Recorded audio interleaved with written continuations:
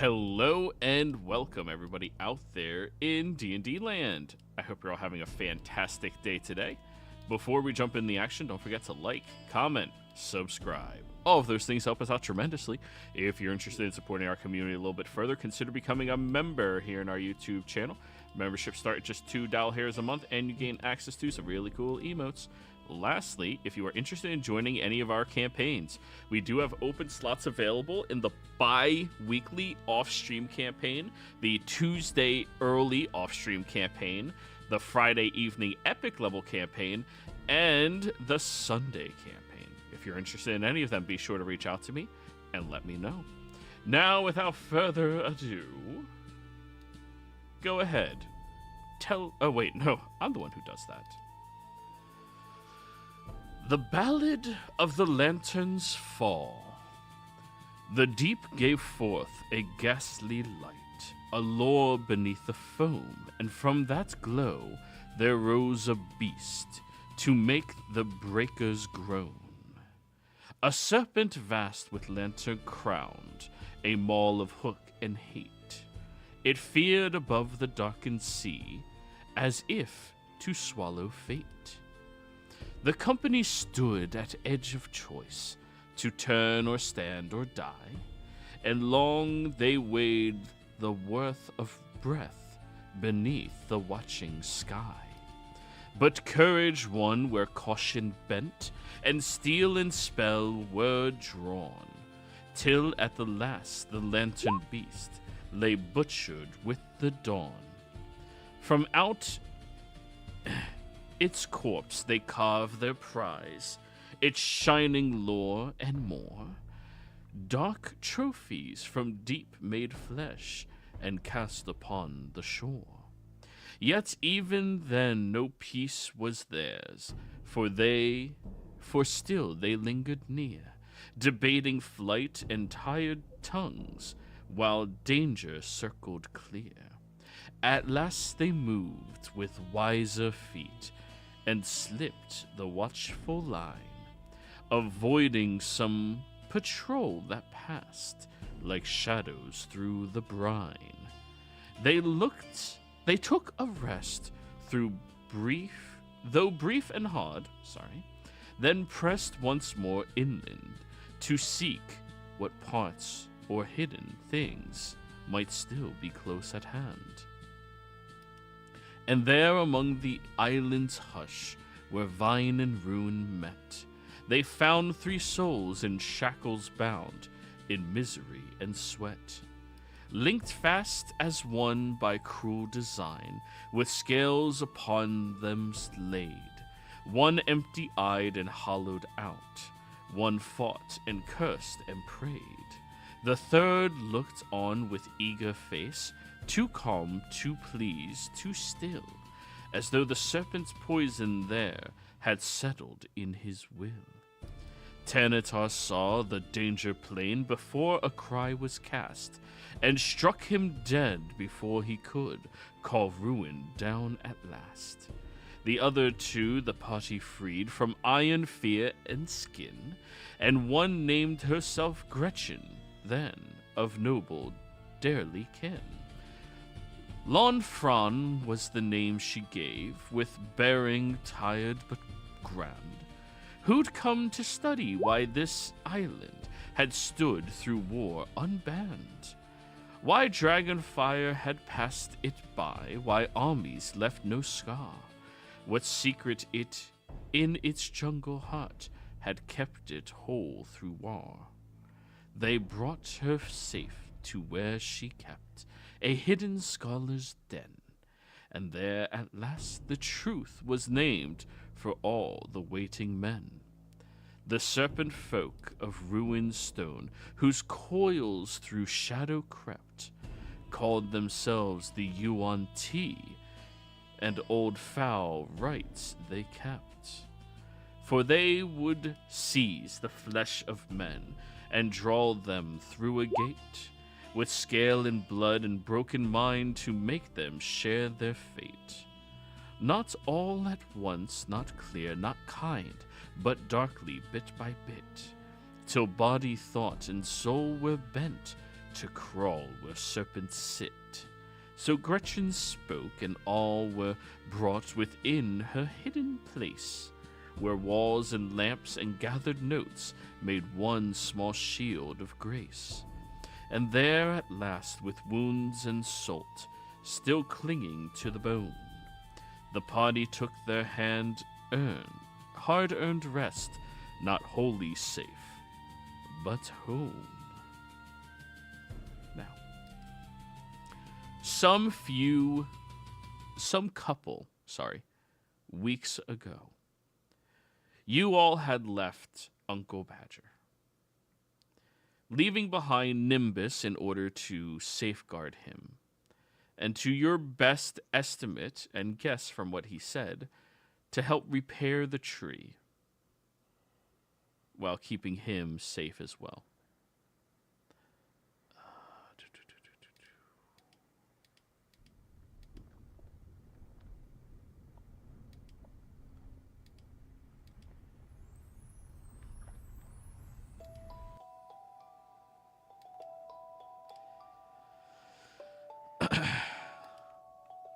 As you all had stepped through the tree, leaving away, the last of the roots closed behind them with a slow, living groan. For a few moments after the others vanish through the tree stride, the grove is quiet again. Not silent, never silent, but hushed in the strange way only living places can be. Water drips somewhere deeper in the root. The bark circles the creeks as if settling after a plain strain. Pale light moves in slow veins beneath the wood. Dimmer now, steadier, as though the grove has finally begun to breathe without fighting for every breath. Badger stands there with you, Nimbus. And then you notice he begins to stumble backwards, collapsing to the ground as if the strength has left his body. I stumbled for him. Badger, let's get you laying down. You need rest. His good hand tightens around his staff as he pushes himself up against one of the roots of the tree. He leans against it, taking a deep breath and exhaling. I'm sorry to do this to you, but I wasn't about to put Advar through that. He shifts. You are no burden. It's okay. You say that now. He shifts his cloak aside. At first, it just looks like blood, dried dark across the cloth and skin. Then the light catches it properly. The wound is wrong. It isn't open in the way a blade or claw leaves something open. It looks deeper than flesh, as if part of him has been hollowed out and left to keep standing anyway. The skin around it has gone waxy and gray. Veins near the wound are blackened thin as roots under winter soil, branching out beneath the surface of his stomach and side. There's no clean edge to it, no place where the body begins and the damage ends. It has spread inward quietly, methodically, the way rot moves through the heartwood of a tree before anything falls. You had not seen this wound on him before. It's probably good you did not mention this wound to Advar, but the wound is deep. That bastard put something in me. Not poison. Something more clever than that. I've tried everything I know. Regeneration closes the surface. Healing magic keeps me on my feet for a while. Restoration does nothing. Curse removal does nothing. It all just feeds what's already there. Keeps the body going while the insides of me keep getting eaten. It's in my organs now. I can feel it. Every day it takes a little more. I knew it in the tunnels, knew it when I asked you to stay.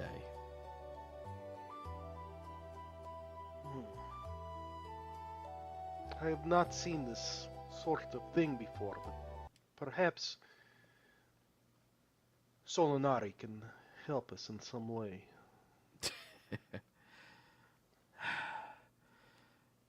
Advar would have tried to save me until the moment I stopped breathing. I don't want you to do the same. Thalassar can still be healed properly. Not just stabilized, but repaired. The roots can be taught to take the right path again. The wound can be bound. The flow of life and magic through the grove can be corrected. But we don't have time for you to try to beckon a god to help me.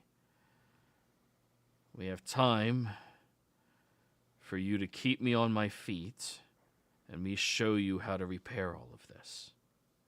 Far more important than me. Yes, of course. I understand. And I believe we have enough time right now for you to ask whatever it is that you need before we get to teaching.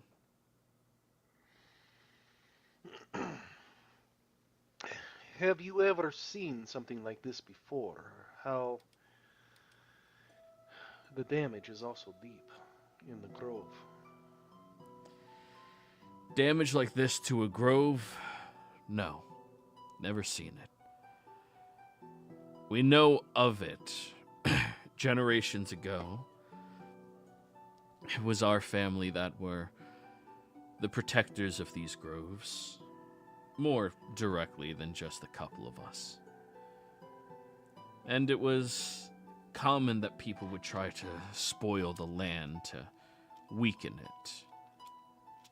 Mostly wizards. People who didn't like that nature had a strong presence they couldn't deal with. Weak little babies. Yes. Yes. Well, unless there's something you think I should know, we should start working on this right away. You can show me, teach me what to do. All right. The days that follow do not feel like days. There's no sunrise beneath the roots. No evening sky to divide one stretch of labor from the next. Time is measured instead by Badger's breathing, by the way the light in the grove brightens when something goes right and dims when the pain takes too much out of him, by the slow, ugly progress of the sickness under his skin. Nimbus learns quickly that healing the grove is not like mending a wound in flesh. It is listening. It is standing, with one hand on living bark and the other held open in prayer, and beginning to understand that life here does not move in straight lines. It travels in loops. It exchanges. In patient circulation. Water drawn up through root. Drawn up through root. Heat bled safely downward into stone. Magic flowing with memory through old growth and branches out through every living part of the grove. Badger teaches you how the roots carry more than sap. How places like this hold impressions of what was touched them. How life magic and earth magic meet in the hidden places where growth, decay, pressure, and breath are all the same motion, seen from different sides. He teaches you where Thalassar was misaligned. There are root channels that were forced open when they should have been sealed, places where corrupted magic pooled and sat stagnant. Points of old ritual damage, where the grove stopped trusting its own shape and began defending the wrong wounds. you learn to trace those places with light, to draw power through the healthy roots and coax it back through the deadened ones, to guide life rather than force it. Badger is with you through all of it. At first, he still walks, slow and bent, leaning on his staff and stopping often when the pain grips him hard enough to steal his breath. Then he begins teaching from where he sits, then from where he lies, propped against the roots, voice thinner each day, but still exact. He does not waste words. He corrects gently, explains again where you are needed. Sometimes he drifts half asleep in the middle of the lesson and wakes angry at his own weakness, only to wave off any apologies you offer to him. The music does not suit this at all.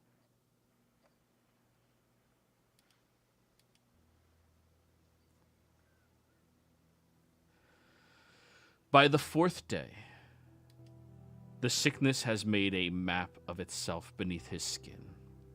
His eyes sink deeper. His voice grows rough and faint.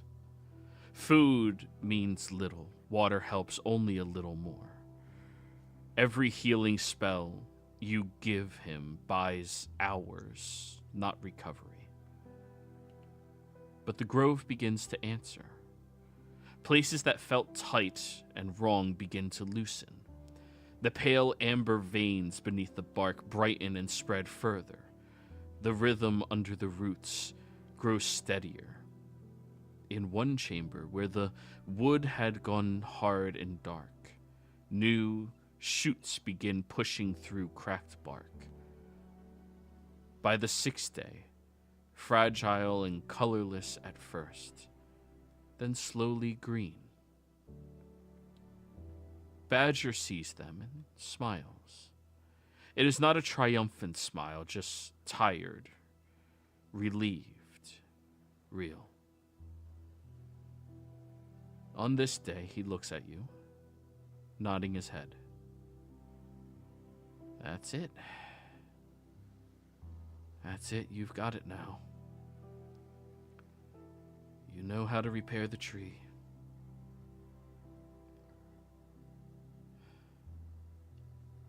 I appreciate you teaching me this so that I can continue to repair the tree and bring it fully back.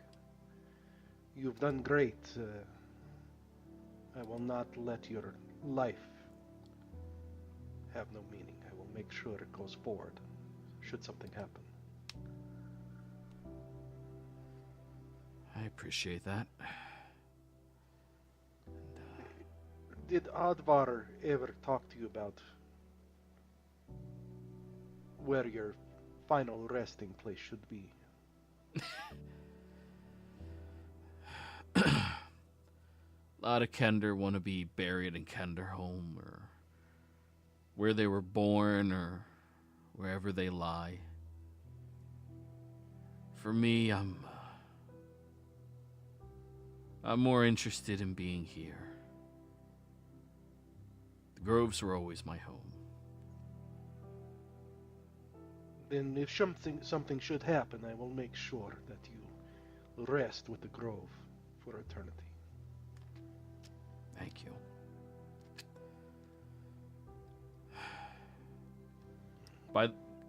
By the final day, he can no longer stand at all.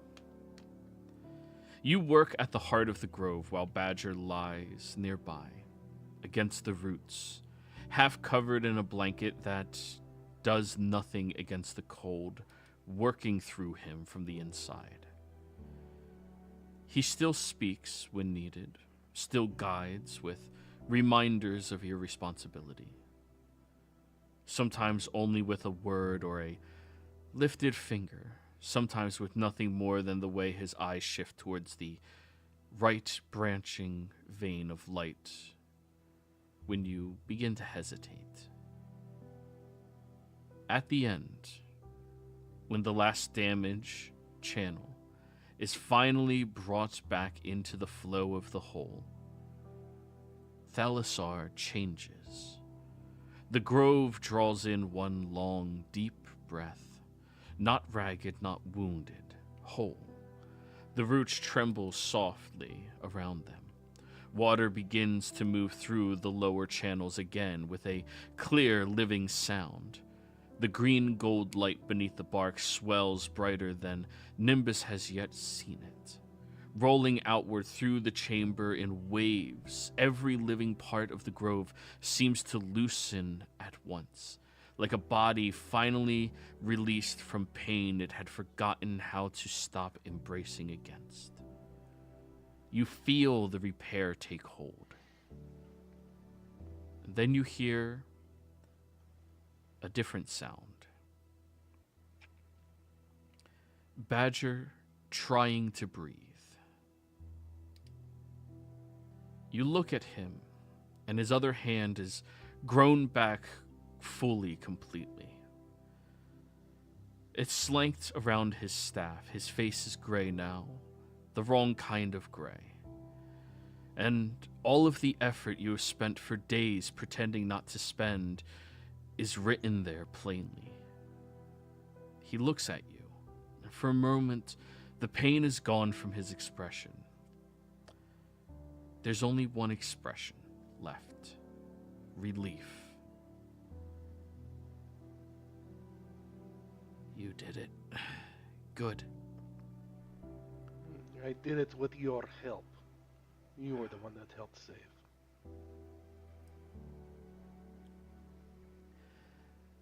Tell Advar I was mean on purpose.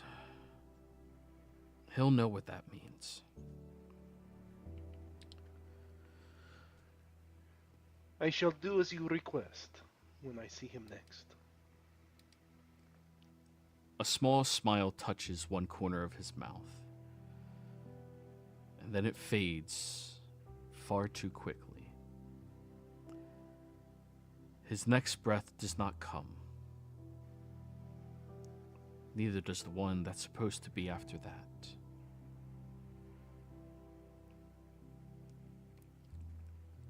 You sit there, looking down at the Guardian, the protector of the groves, the one that gave everything. You feel this pain in your chest. You hadn't known him very long. You only had known him through deed. A man that likes cold drinks and to view the ocean from a chair bench. A man who knew how to work in secrecy but wouldn't give up in the face of adversity.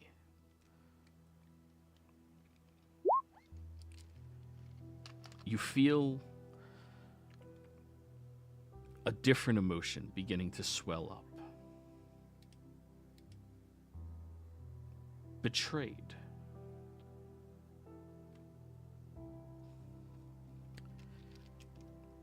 He did nothing wrong.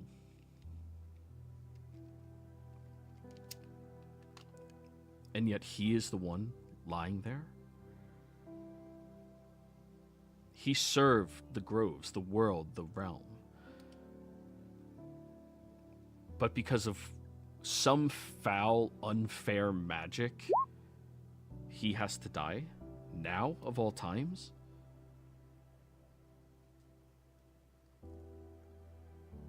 Feels like a betrayal from nature.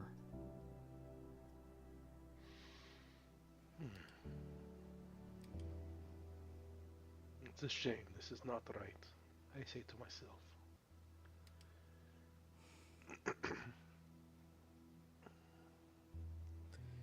It is not.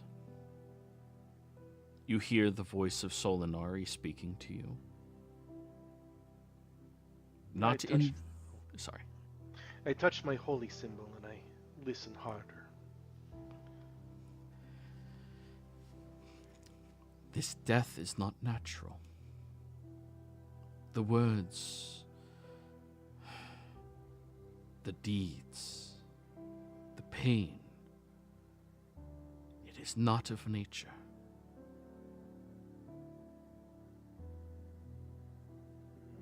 Where is it from? Is it from those casters that study? Where? It is.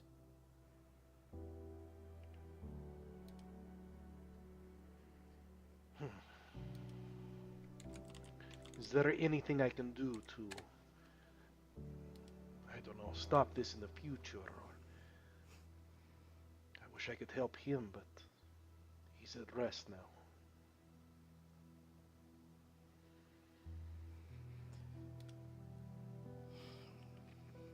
The only way to beat this necromancy is to embrace it yourself. There are ways to circumvent death momentarily. Not death through nature, but death through force, through battle, through other necromancy. But it comes with a steep cost. Sounds like I should pay that cost. What is the toll that I will owe? The toll is your soul. Each time you take from death, you will lose a part of yourself. Draw yourself closer to death. It is why we have never taught this to the mortals. Your life force is not meant to be fragmented.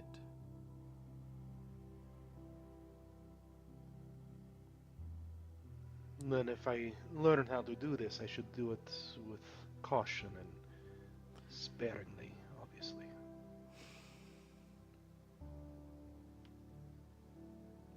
If you learn to do this, to do it at all would be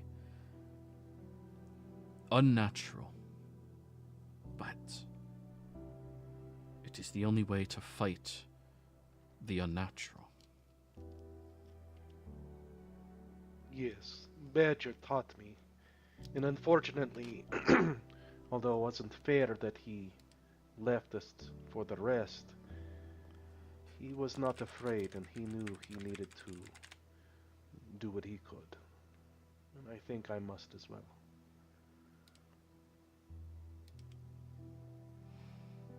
Well, if you must know, draw upon the essence of that which lived long before your kind breathed, the diamond.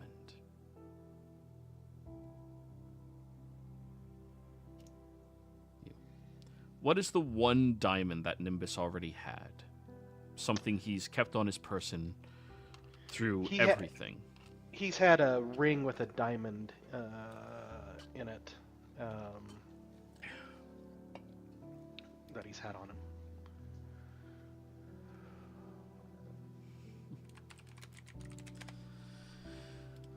Well,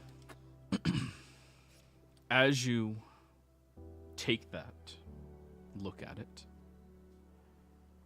focus on the life within that, and call upon your own life, offering a piece of yours to stitch back his. But I warn you, each time you do this, there will be a part of you that you lose. Something you loved would feel more hollow. Something you aspired to would drain slightly. It is an exchange of yours for theirs.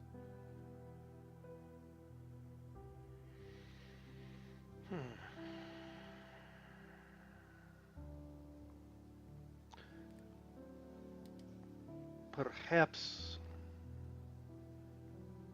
I should wait on using this. Badger was happy and he wants rest here. Would I be able to use this in the future if needed, even if I don't do it now? Yes. But I teach you this for the purposes of not allowing one that served nature to die due to this foul magic. Then I shall follow your instruction and do this. So you feel that small portion of your essence, your being drained into the diamond. It begins shattering over top of him, gently placing into his wounds, and you watch as it stitches and melds back together. The accursed energy that was once inside being rejected and pushed out. Because this setting, Revivify and other like magics are nearly impossible to achieve or ever have, you have this spell. But Nimbus, what is the portion of you that you are losing when you cast it? What are you sacrificing to bring back Badger? It can be small.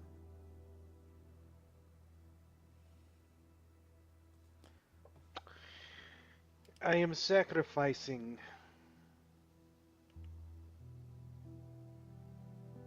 the memory of my parents.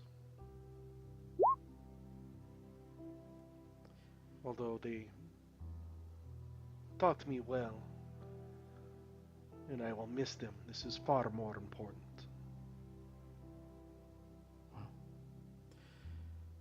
As you contemplate it, you feel that memory, the image of their faces begin to blur and become blank to you. That connection to them, that heritage that you always felt, drifts away.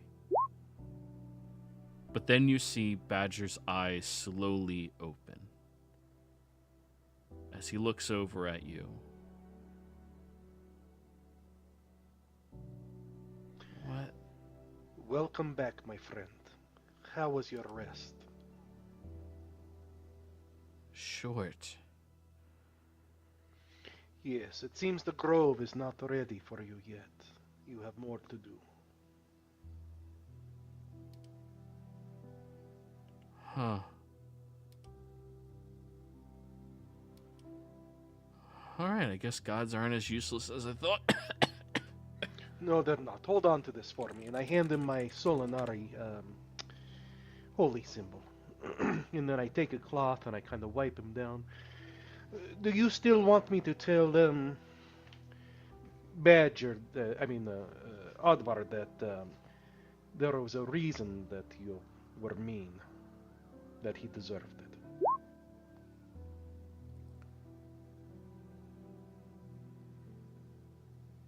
You can think. Oh, Don't yeah, have to answer yeah. that. Okay, I'm sorry. Yeah, I kind of thought I was... I thought I was done with all this. Yeah, I guess I'm gonna have to talk to Oddvar. Yes, I think Shit, it's I was better. kind of trying to avoid that conversation. Yes, I thought it was be better coming from your mouth that you tell him why you were mean, Right, and that right. he deserved it. Sure.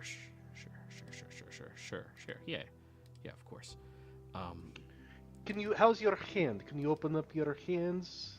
Yeah, it's great, actually. And he just looks very uncomfortable with the acceptance of death, and this doesn't happen here. It's not a possibility in most individuals' minds.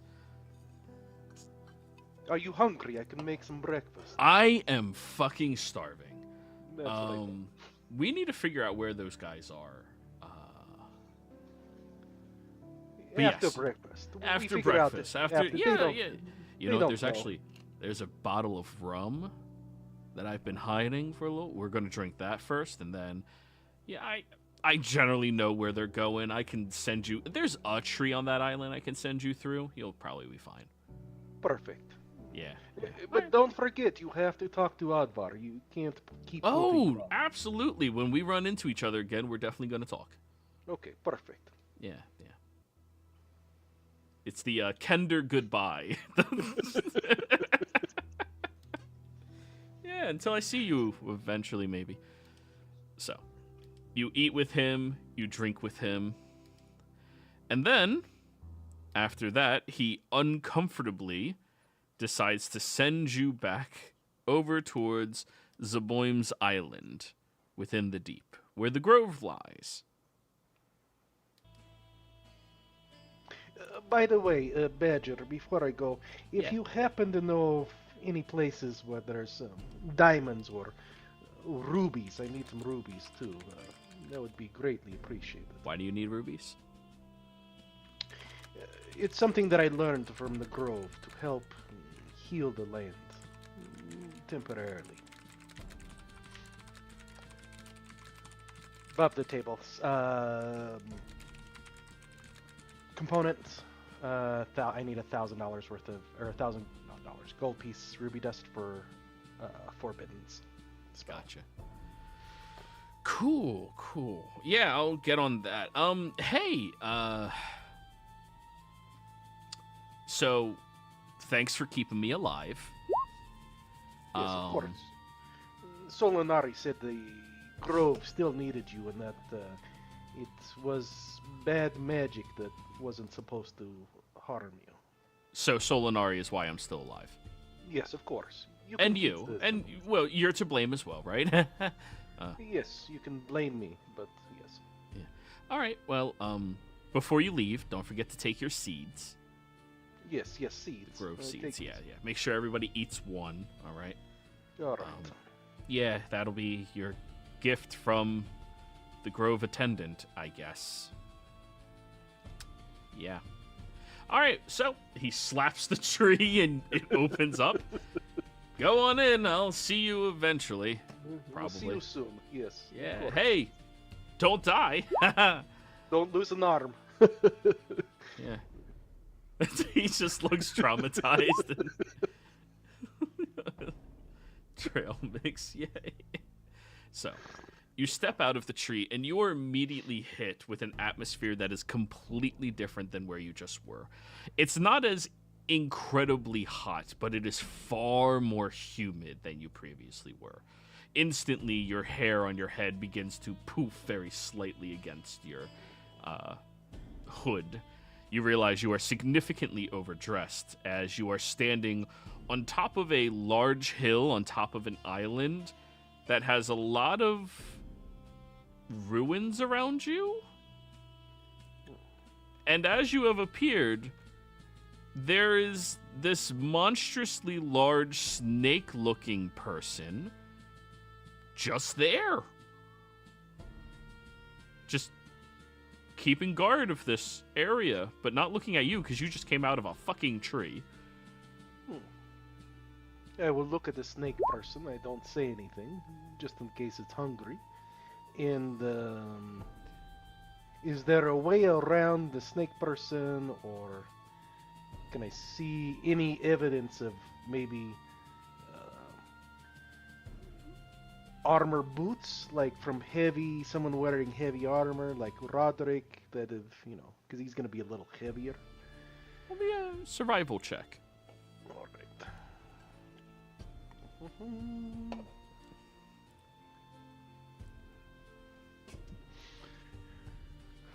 And no, 7. Yeah, you don't see any boot prints. All right. He also doesn't have legs. Yes. I'm going to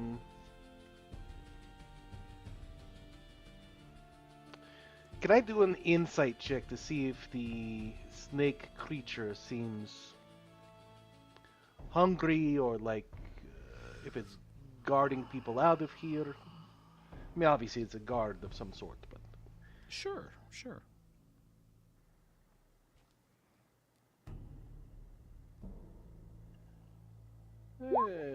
14. Past him, there's a large stone wall that has symbols on it that are representative of people being thrown into the mouth of a snake. They don't strike you as good people. Or people that wouldn't eat you. Yes, of course. I'm going to let's see, how can I get out of here? What do I have?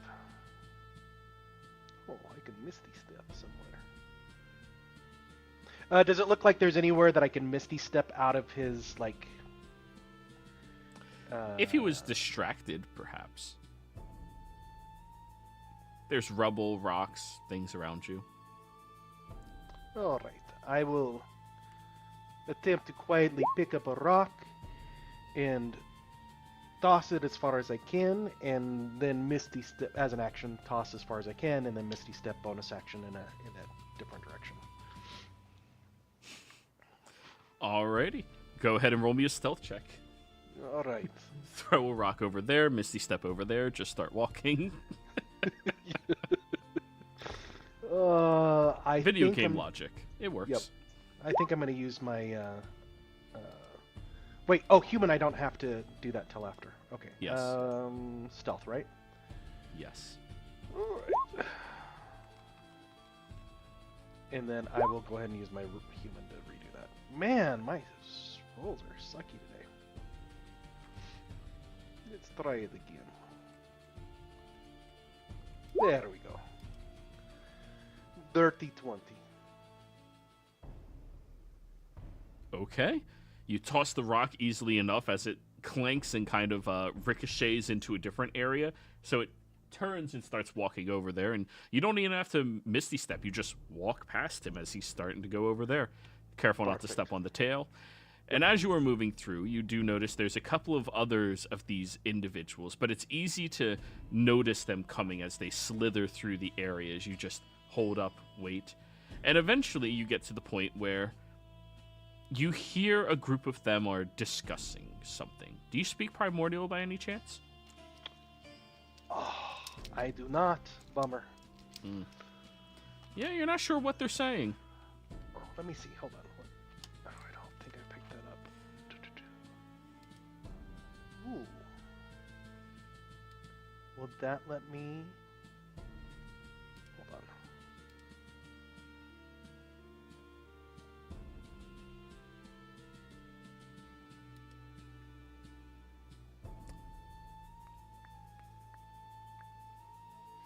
I'm going to subtle cast... Okay, hold on.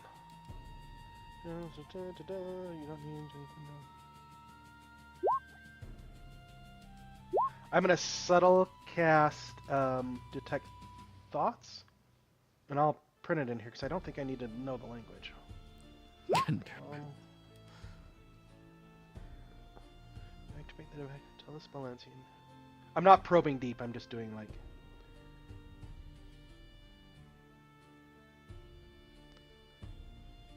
Oh, never mind. That just lets me know that they're thinking. I'd have to probe. Yeah, you would get the surface thoughts, but it also doesn't say that it translates. You would just hear them speaking gibberish. Okay, then never mind. I'm not going to do that. Alrighty. So, you don't hear what they're saying, but they do seem like more of a scouting party. They're a lot smaller than the other ones. The other ones were very, very large. These ones are just large. They make you look small, obviously, but most people do. But you're able to get out of the encampment, and you can roll one more survival check. All right, here we go. Come on, baby.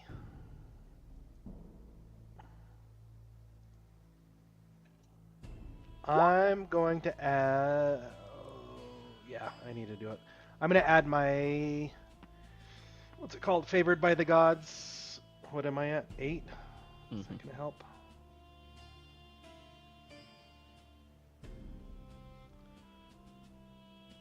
Oh, yeah, favored by the gods. Did they change it? I thought it was like 2d4. It is, adds a 2d4, so that would be... Okay. Yeah, I'll try it. 2 to 8.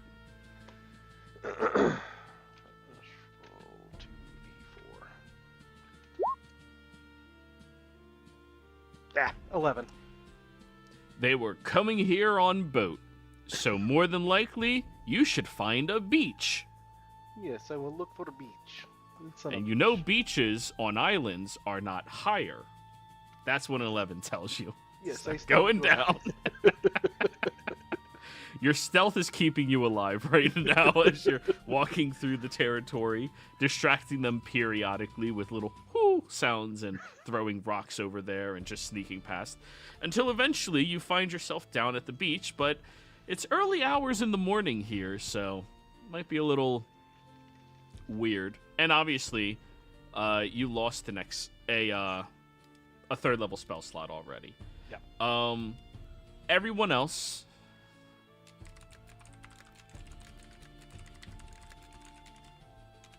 Sorry. Everyone else, you did your long rests already, right? And in the morning, you have Gretchen, who asks you all, if you're going to use the facilities, I'd prefer you to go down to the beach. There's a secluded area that has a nice outdrift. That'll take it out to the sea. Just, I don't want it near. That's how they can track you more easily. Left or right on the beach? You go directly downhill from where we are onto the beach, and then you head east-north. Okay, I'm gonna go take a shit. Okay. All right. And buddy system, you don't want to get eaten by a giant crab. Yeah, I'll go with him. I gotta take care of business also. Yes. Me as well. It is important. It is important to evacuate your bowels in the morning, everyone. Keep that in mind. A healthy colon is a healthy life. Yeah, Nimbus. I think everybody should go drop one. Yeah. Kanatar looks and he sees he's alone now with her, and he goes, I think I'll go too, just to be sure. That is fine. You all may leave me by myself. Actually, I'll go as well. Yes, I think you should come along. Yes. Come on. And Nimbus, as you found your way onto the beach in the early hours of the morning, looking around, you start to notice there's the sounds of many individuals walking onto the beach as you see Ripley and Advar hurriedly, doing the tightened buttocks run over towards the area to relieve themselves. And then all of your other allies are walking in. And a random woman. Ripley, Advar, I'll wait. You look a little tense. Is Sir Roderick around here? Oh, and Kanatar too. Can't forget about him. But, All of you are here. Yeah, they're over there. Nimbus. Well, I knew you were going to be coming after us, but it's great to see you. Did you by chance happen to get here on a ship, maybe? Oh, you didn't tell me you wanted ship. I did not bring ship, but I do bring good news from the Grove. Good morning, Sir Roderick. How are you? God. You gotta give me a moment and then I'll shake your hand. Hold on. Yes. Oh, hello. There's a different person here. Nimbus, the Silver. And you are? Lady Gretchen Lanfran. I was waiting for someone to introduce me, but hello. It's a pleasure to meet you, Lady Gretchen, Lanfran. Lanfran, yes. I will approach from the surf, prestidigitating myself. Like, yes, Nimbus. I'm shocked you're here. Yeah, Gretchen was almost sacrificed, and we kind of interrupted that, and she took us to her what was it, like laboratory or station or something? She's doing like research on the island. But yeah, we're still trying to figure it out. There are snake people. Yes, I saw a watch out. giant big one. I saw a big one, and then I saw little smaller ones, probably like scouts or something. They were speaking, but I did not understand them. They are called Yuan Ti. Yeah.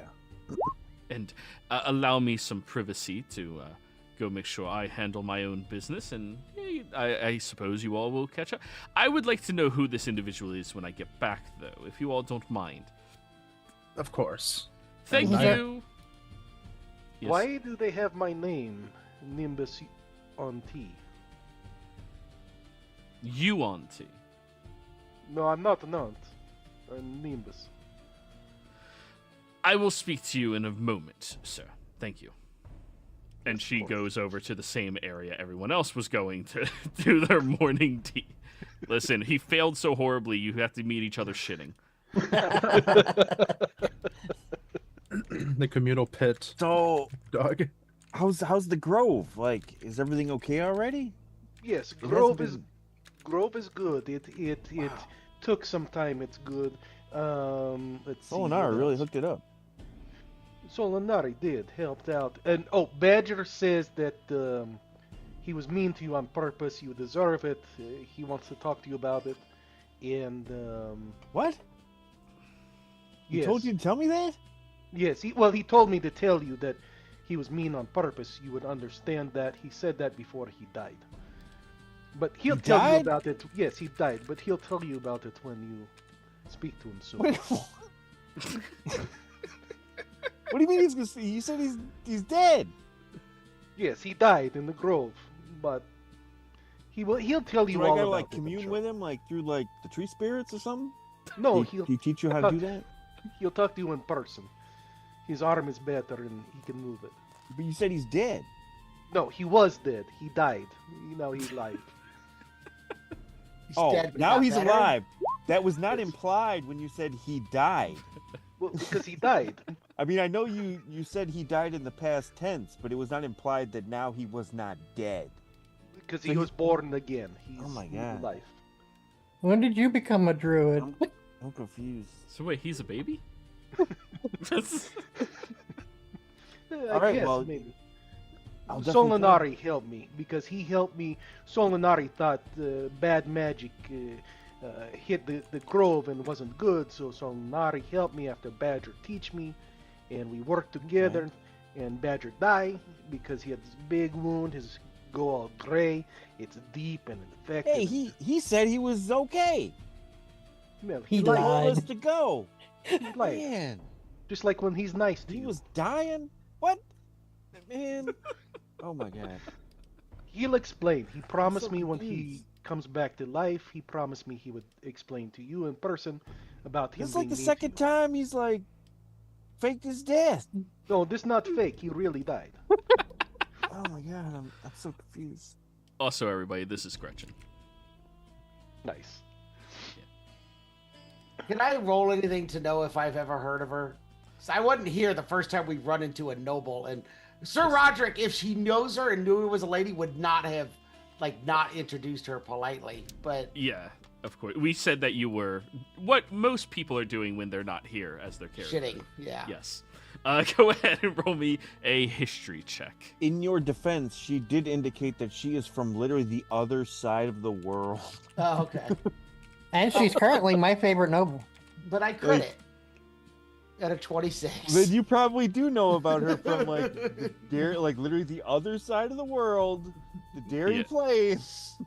So, the Lanfran family has had a lot of dealings with the all over the eastern side of Kendermore. The Laughing Lands, the Darely Plains. They have even ties to the Elian Isles. Sorry.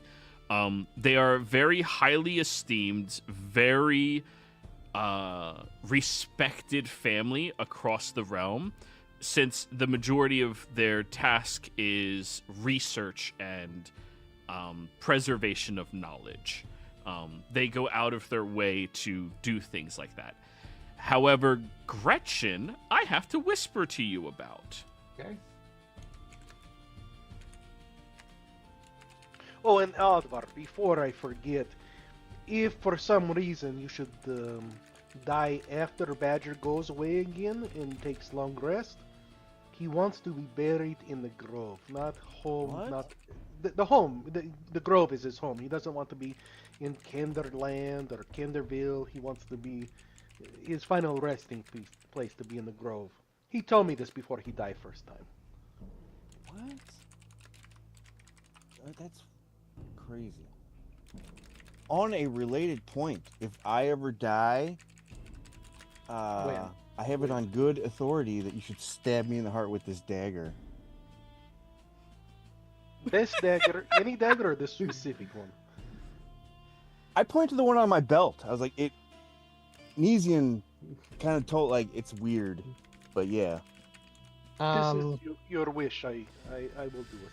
It's out there, but you just really said something really out there to me, so I felt like I should say that.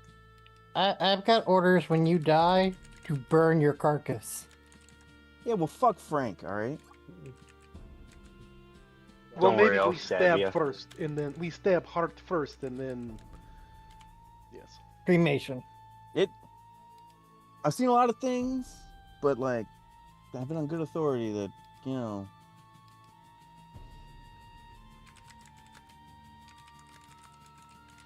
We can try it, but and no one go try dying. It's very difficult for me to bring you back if Sononari wants me to.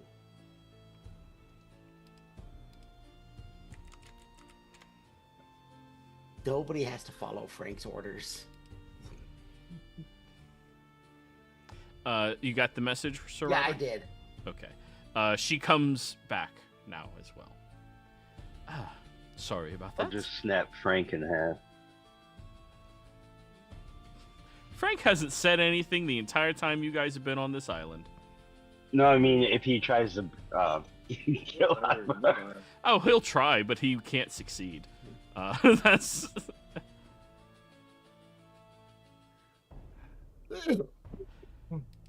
yeah. But yes, you got all of that as she comes back out. Yeah. Oh, it seems like you finally your stomach has settled. Yes, sorry I was out for so much of their rescue of you, Lady Lafon.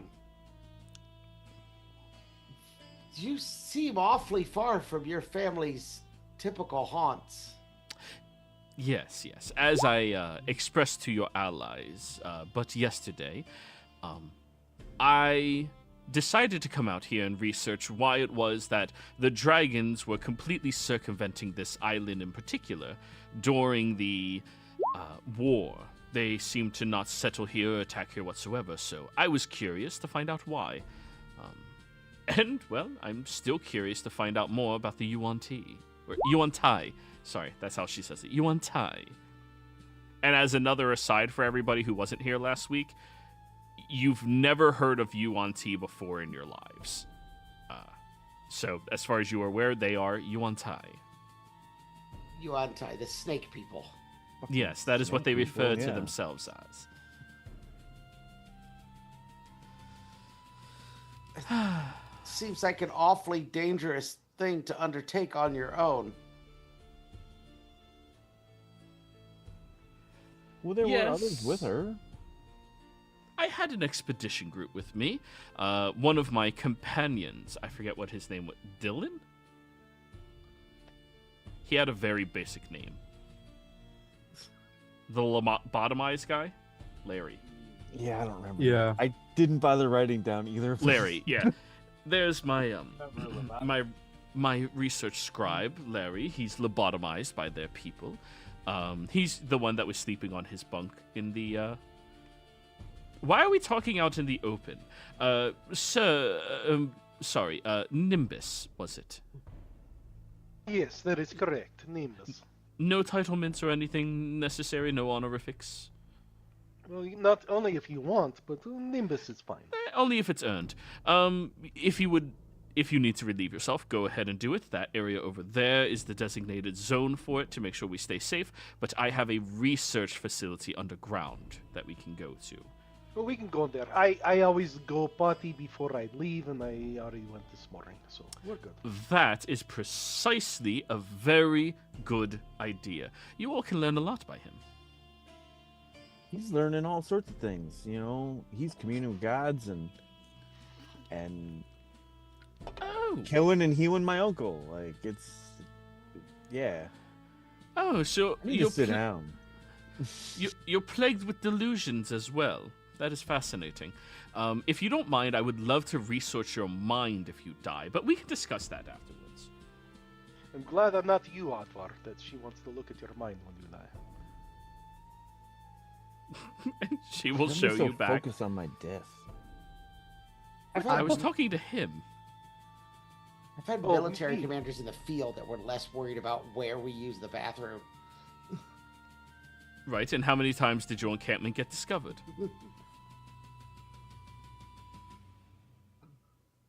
It was a And- war. They were always uncovered. We were never hiding. Well, It's it not was. the way that we fight as knights. Do you know that snakes have the uncanny ability to sense heat very well? Perhaps we should go back to your place. Yes. As we're making our way there, I'm gonna whisper to Oddvar real quick and say, she is a researcher, takes notes, writes things, and gets things published and spread around. I think it'd be best to keep any kind of knowledge of your uncle or the groves or anything of that sort secret around her. We don't want knowledge of the groves being written down in her next book. That is a really good point. Fuck, did I say something? Mm-hmm. No, you just mentioned your uncle, but that's it. Dying and coming back to life.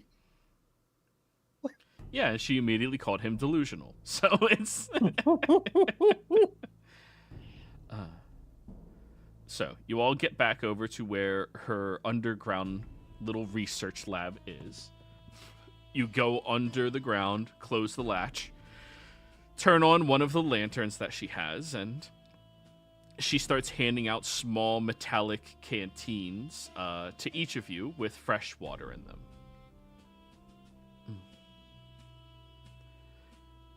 I suppose none of you would be a chef. Oh, not The- chef. No. Closest you're gonna get is some berries that have no flavor.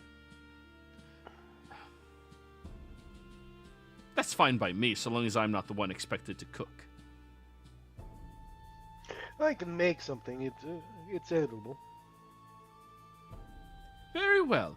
All of the cooking over there, all of the cooking materials are over there. Do not worry about smoke coming from the fire. We have smokeless fire. All you have to do is this knob here, crank it 3 times to the right, and then it ignites all of a sudden, and very weird. She's an artificer. Yes, I think this will do. I can make Very something. And hunger makes the best sauce, so I hope everyone is hungry. I think I got some spices. What do I roll to get some spices? To get spices? Or Or like, have I stolen like a bag of spices? Like, I oh, think I got some 20 or spices. higher. Yeah. I got fucking saffron, baby. Yeah, you pull out an entire spice rack in your bag. Sir Roderick, that is your family spice rack. No, man, no, I wouldn't have stolen from him. This is just a bag of spices I took from some fucking chuck wagon guy. It's nothing. If that was on the table, I would have taken it. No, no, it was in the kitchen. I That's did where they not. keep the spice. Everything that I find is not from his house. What are you I know talking it's the about? last place we were, but The wedding dress we got last time was from his house. It was his wife's wedding well, dress. no, it was His mother's. as not I his said wife. in the chat. I said I rolled both well enough and poor enough where I do have a dress, but it is a wedding dress. And then we said, and it's Roderick's wife's dress because we were just at his house. So like, I not just everything figured I the took most. is from there. I just figured the most recent stuff you have is on top. Yeah. It's a bag of holding. I just have to think. That's the best thing about it. Alright, On the counter, fine. I'm like, do I have spices? And I just reach in. I'm like, I do. Fine. Then it's what's his face, from Palanthus. There you go. Your old character, Asa. Yeah. Oh, Ebenezer. Lord Ebenezer. Yeah, it's from the No, Ebenezer estate. Kit was the chef. Yeah, so you stole one of his spice racks. He has plenty. And you didn't really steal it; you kendered it. Yeah, I got Kit's spice pouch. Yeah. Here you go. Wonderful. Good. So, Sir Roderick, would you like to inform me why it is that you are adventuring? Did your family put you on a different escapade? As far as I'm aware, your good name is usually held around positions of authority within knighthood, isn't it? Yes, my father is a high-ranking member of the Order of the Rose. My brother, the Order of the Crown.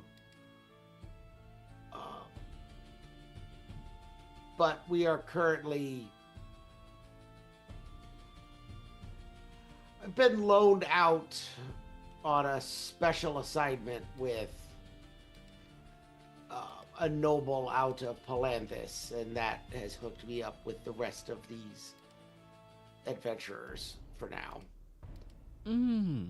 Very fascinating. So, would you say that it was a quid pro quo type of circumstance for this?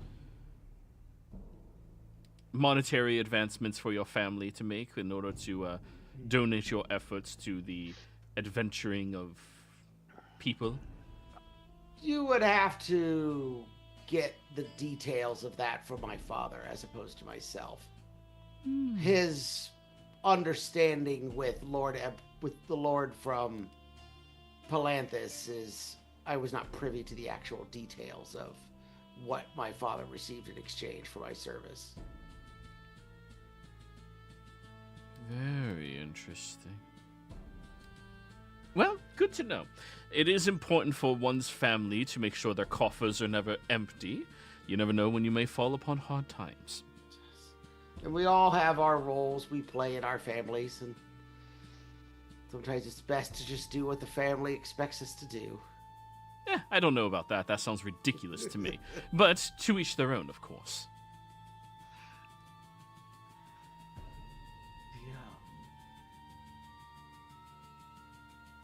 I understand your desire to come here for what you thought, but this is quite the journey you've undertaken. Yes. How long have you and your previous research team been here? So we were here for 3 weeks unabated before our capture by the Yuan Tai. Then upon capturing us, they brought us to their encampment, and it has been about 5 days since we were there, as they were trying to acclimate us to their culture. As you can see from the scaled complexion that I currently have, that I was going through the process of being turned into one of their types. Though I'm not interested in becoming a creature beholden to a god that nobody can even prove exists, I was most curious about their culture and community, so, of course, play the part, eat the rats, so on and so forth. They're capable of converting people into themselves? Exclusively. That is how they produce more within their population. They do not breed like other mammals or other reptiles even do, or amphibious creatures. There are some snakes that are more amphibious in their nature, of course, but they do not seem capable of reproduction in the typical sense through, vaginal or penile avenues. Anyone here not proficient in medicine, you have to give me a charisma save in this conversation. Unless, of course, you're a nobleborn. You're fine. And by the way, I did see something, maybe, and I will describe the carvings that I saw about people being tossed. Does that have anything to do with their... Oh, yeah. We found that serpent and we killed it. Wrong carving. What he is describing is a large snake person picking up a person and putting them into their mouth. Oh, I thought it was throwing people into a snake monster. No, that would be their dining hall. You popped out of their dining. How did you get all the way in there? No, just I went through the tree. Wait, there's a tree big enough in the dining hall?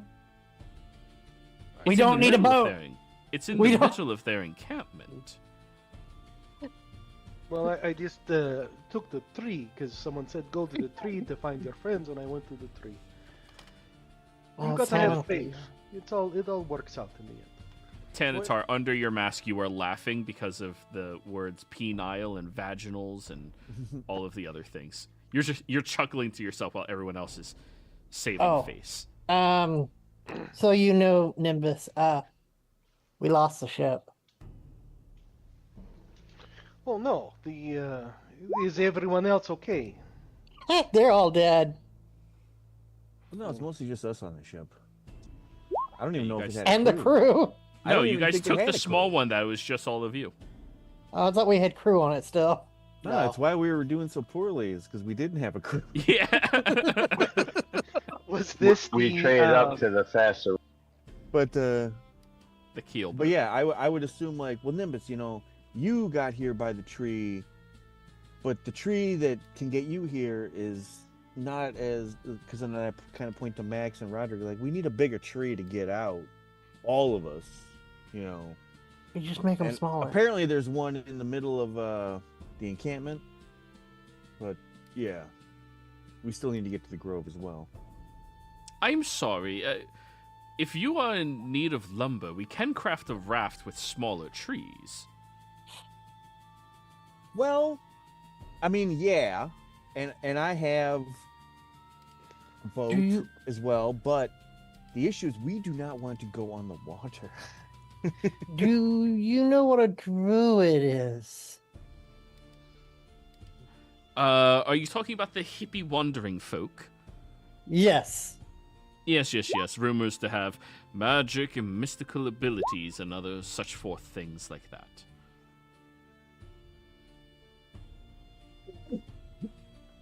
I'm familiar.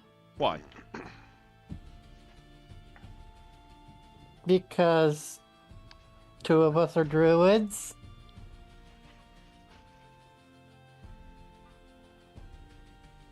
She looks over at you, Tanatar. You're a druid. That I am not. What? Are you serious? He's not Yes. druidish. Druids are usually smelly, though, and he's by far the one who has the most bodily odor.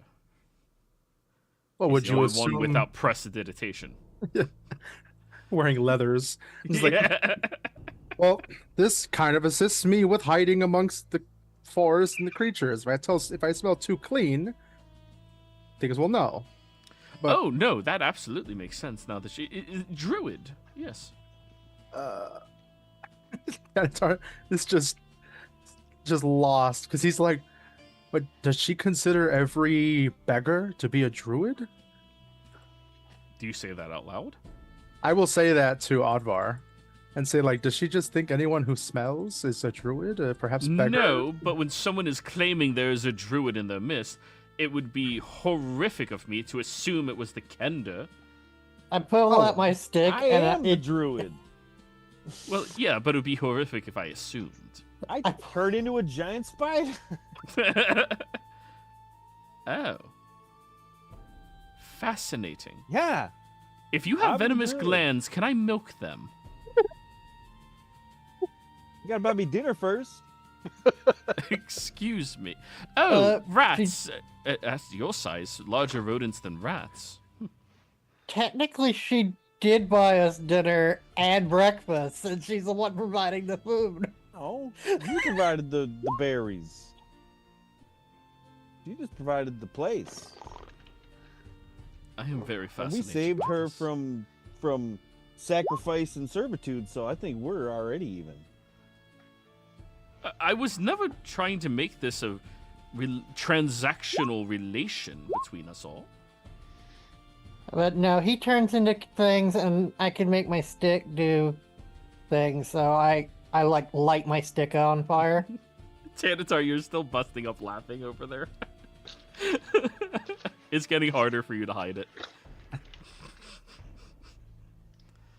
Huh. I'm still a just spider because I can talk as a spider.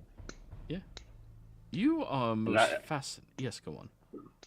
I'm just standing there shaking my head at this snooty bitch.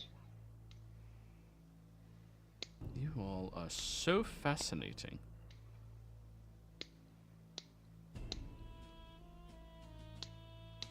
Also, the sea around here has a giant turtle that eats boats. I would not want to go out there on a dinghy. This turtle, did it snap its jaws open and closed aggressively? It ate the ship in one bite. It had a guy riding it, like. And he came after us. I take prestidigitation, and I make a monstrosity, and then I make a second image that is literally max to scale. Fascinating. Come on. OPSEC? What the fuck is an OPSEC? Operational security, like not telling everybody everything that they Oh, don't need to know. Yeah, I know. It's very... Yeah. I'm just explaining why Yeah, the sea route is not a good route. I understand exactly what you're doing, Ripley. I wasn't the one that mentioned the G word. Yeah. Not about who mentioned what. Let's just, do our best not to blab. So I what already else? mentioned things, but yeah. And I changed the subject as of now. So what else could you tell us about these Yuan Tai? Oh, heavens, so much about them. So within their culture, it is predominantly a matriarchal society, led by the ones that identify as female, but I haven't seen what separates female from male. I do have a theory, as most serpents, they either have one penis or they have two. Perhaps there are some with none. So perhaps they have that, and they just don't know what to do with them, and that is why they have to create instead of procreate. Experimentations are needed in the future. But yes, they are mostly a matriarchal society. They're lawful, but their law sets seem to be their own construction and creation. Some of them have a way of sensing heat within proximity of themselves, in a way that does not require any sight within their eyes themselves. Some have the properties that make it so that they can burrow through the ground much more quickly, which is honestly quite remarkable. They do have more martially inclined ones that seem to prefer using their physical prowess and scimitars in the way of combating, but they are hyper intelligent, and the ones that are smaller actually seem to be far more dangerous. One was able to use some type of stick-made contraption in order to create some type of magic that stopped me from being capable of moving. It was very strange the way it worked. It might have been a hypnosis-like pattern that they were able to produce, and their knowledge of the mind seemed far greater than that of others. Not to mention, they did lobotomize my good friend, Gerald. His name was Gerald. He's my research assistant. Rest in peace, Gerald. I miss you so much. He's still resting over there in the corner. Yes, I know, but he's not him, It's different. Maybe Uncle Bushy can fix him up. I do not have an uncle. Anyways. So, aside from that, there's just tidbits about their culture that I've been picking up and, learning as best as I can. Mainly, it would appear that inside of their community, anything that is not strictly scaled is treated as a lesser class. Think of it like the majority of the Western world treats kenders. So I would be considered the top of the food chain to them. Or not top, but the last one they want to fuck with. Quite possibly, they may view you as somewhat more kin to them, but your nature is far more draconic than it is reptilian, though scales still apply. Perhaps there would be a way for you to disguise yourself as one of them by dyeing your scales. Could be interested in looking into this. I don't know about you. I would. You want to become green? If I need to, yes, Ripley. I believe I can do that with prestidigitation. If circumstances necessary, of course, I done myself to infiltrate. No. They are very loyal to their traditions as well, even to the point that when they had captured me and some of my companions, they had murdered 2 of them that attempted to escape, but because I partook in their food willingly, I was treated with a grand bit more respect. Well, I was curious about the culture, so yes. So if they ask us to eat, we should partake of their food, yes? Only if you wish to produce a scale-like complexion like myself. I see. And this food that I'm saying as I'm in the cooking over the fire, this food that you had of theirs, was it humanoid? No, it's rat. Yes, it was rat. Just You want some rat? And this meat that I'm cooking up here, is it... It's not rat, is it? No, it is pork. Oh, just making sure. Okay. Yes, dried pork. We kept all of the natures of it because porks are among the cheapest of all the animals you can get that have the most edible portions to them. You can eat the snout, you can eat the organs, well, other than, certain ones like the intestines, obviously. You can have the ears, you can have the head, you can even eat the pork feet. All right. And where'd you get the pork? I believe this one we procured back when we were passing over the Calcas Mountains. So it's not from this island, just in case the pork ate a diseased rat. No. Good to know, thank you. Yes, of course.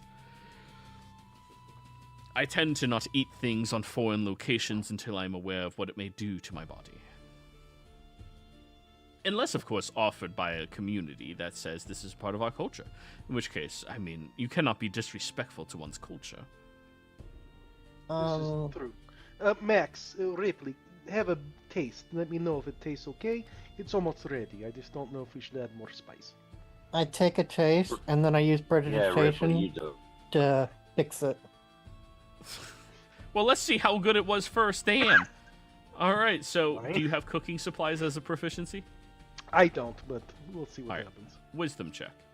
Alright. Bum, bum, bum. And... Oh, wisdom check. Here we go. Hey, average. 13. Yeah, Oh, it's above average. average. 13. Yeah, Yeah, it tastes good. fine.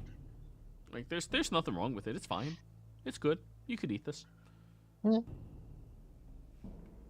I Since wasn't she expecting likes it. manners, may I fix a plate for her and give it to her? Yes, it's ready if you want to fix plates and pass them out. Very Thank you, well, Max. thanks. I appreciate Um, that. Nimbus, if you want rat, I hand you a ration from one of the snake people we killed earlier. No, it's okay. I don't want rat. I was just making sure at what I was cooking. Okay. Or for me. Yeah, you save it for yourself. You're looking a bit skinny since I last saw you. You could put on You it. could use a nice scaly complexion. Well, you see, we lost our boat,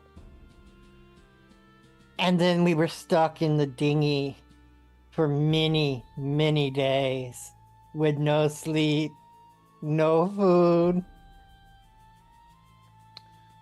That does not sound like good time. You guys, I think you need me around more.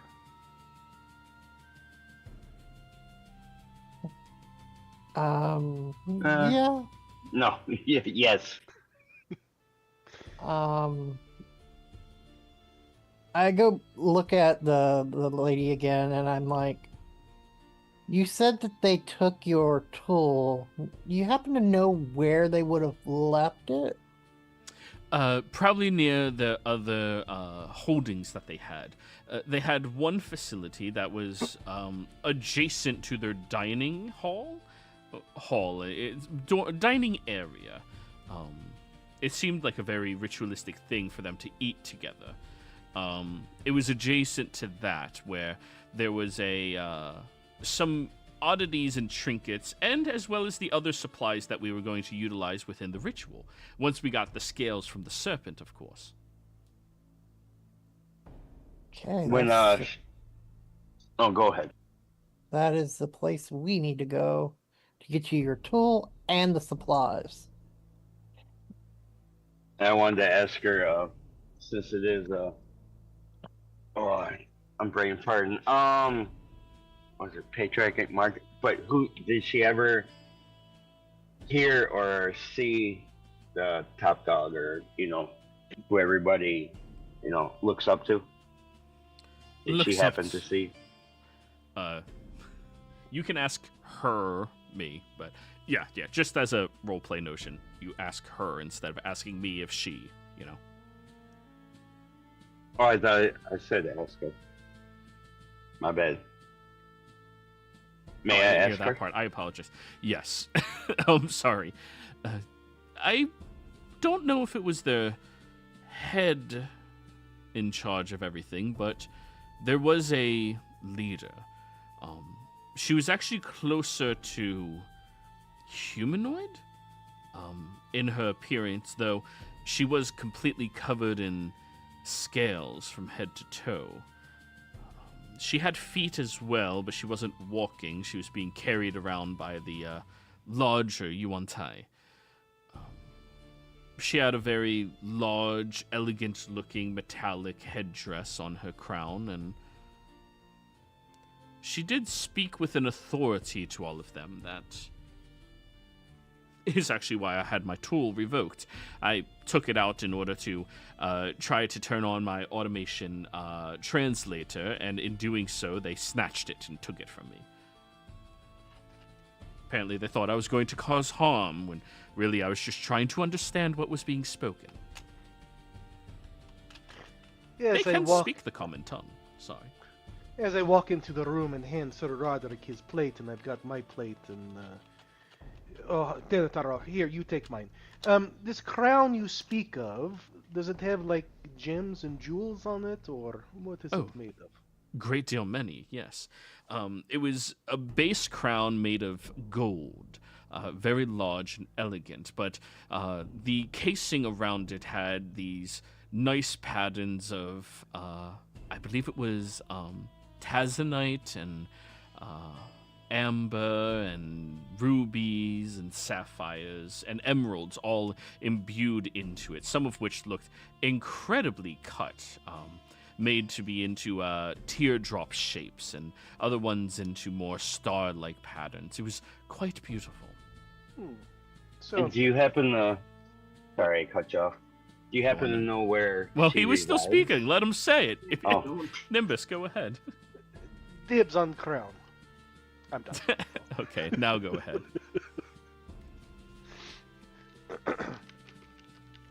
Go ahead, Max. What were you saying? I said, do we happen to know where her residence, so to speak, is? Or where she lays?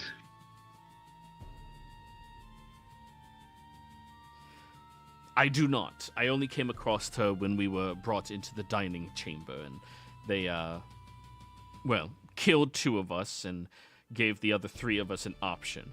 One was freaking out so bad upon his trying to escape. They said something, and one of the smaller females took a very large pointed object and hooked it into his head, and now he's lobotomized.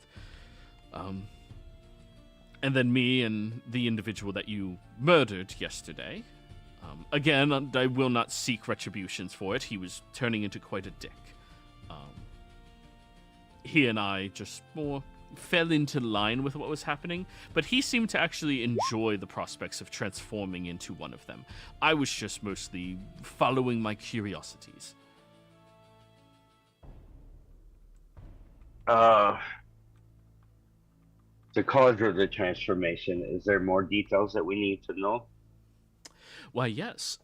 So, it is important for us that we go down, granting an offering of some type of flesh for it to be appealed to this serpentine beast. In doing so, it would poke its head out and it would eat the flesh and eat one of the three of us as the one granting it to it. In doing so, it would be captured by the Yuan-Tai people, who already had mechanisms in place to do so, where they would then take their blades and carve into its flesh to peel off one of its scales, granting it to one of us, each of us, the two survivors, where we will be taking it across the route, walking barefoot over the empty shells of their eggs, which is why I'm so curious. If they can lay eggs, shouldn't they be capable of fertilizing it? Are any of you knowledgeable about the circumstance of medicine and nature? Me. Then you should be capable of fertilizing eggs. Why are they only reproducing through this? It may be an incomplete ritual, or perhaps they don't know how reproduction works. There is a fascinating community of dwarves who never knew how they were born. They just kind of did what they did, and they kept, oh, magically you're pregnant. The gods must have deemed it. Trying to express to them, no, it was from laying with one another, made them quite uncomfortable for some reason, but that's neither here nor there. Maybe I heard gnomes back in the day used to think a bird would bring their children to them. Abominable creatures. Anyways. maybe it's like reverse bugs. Because they were turning you in. Like, maybe they can only turn into females, but then there's like the one natural male that is supposed to like, but they don't have one of those. Maybe. Fascinating conclusion, though. Worth looking more into. But anyways, about the ritual. We would walk across the shells until we make it there. If one of us were fall, that one would be seen as too weak and would be killed. Where we'd be brought to the base of a ritual site, where upon reaching the top, we would place down the scale onto an altar and call out to Zeboim in order to grant us the trials through the deep, in which case the ground would open up underneath us and we would descend down below into waters.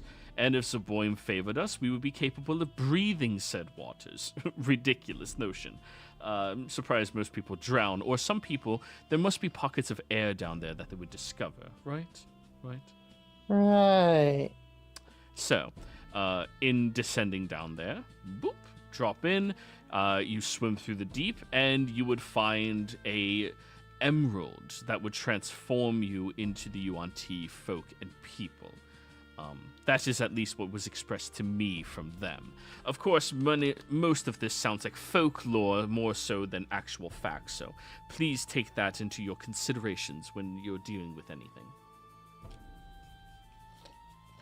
Do you touch an emerald to finalize your transformation?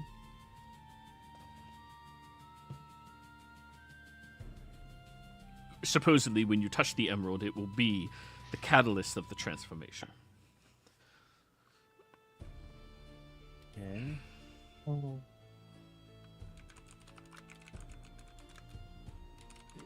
So no way to get too greedy. So that's probably true. Like the coinage that y'all found last time you went into one of those caves of hers, where it marks you, and that mark turns you into one of these snake people.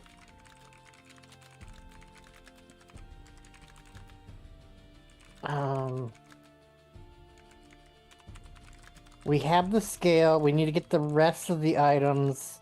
We need to get your tool. And then we gotta follow this path of seashells. Offer up the scale. And then descend into the watery below. Through the cave.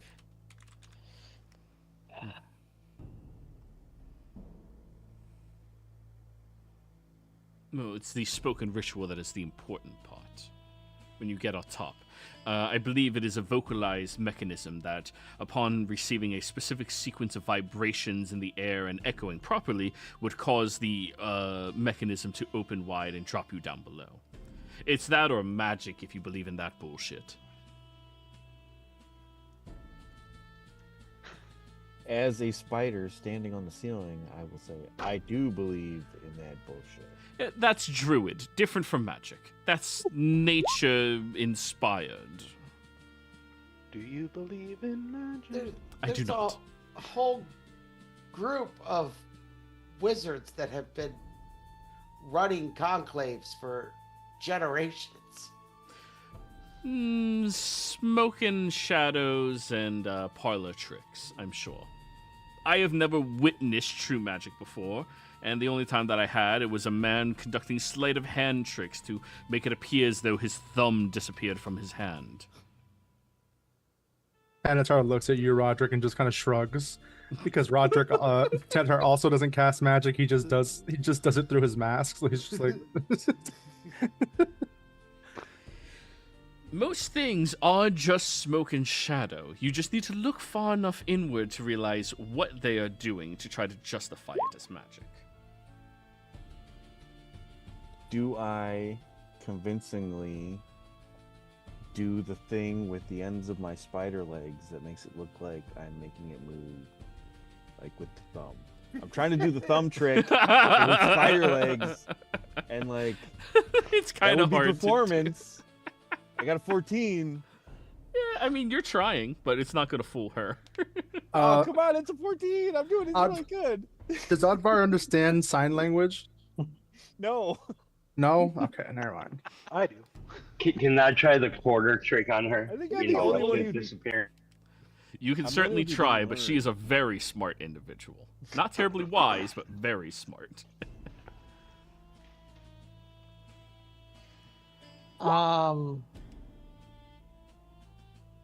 If we were to find a way off this island, would you want to leave this island?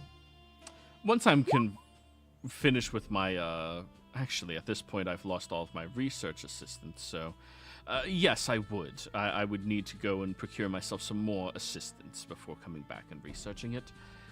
Not to mention, if I conclude my research and find out more about this culture and community, then I should be perfectly fine on leaving and perhaps finding a new place to inspire my further research.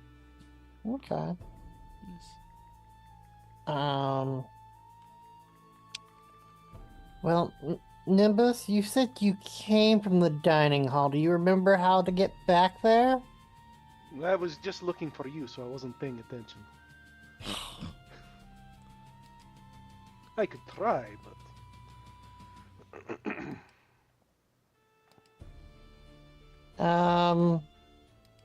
Hey, Oddvar, can you become a bloodhound?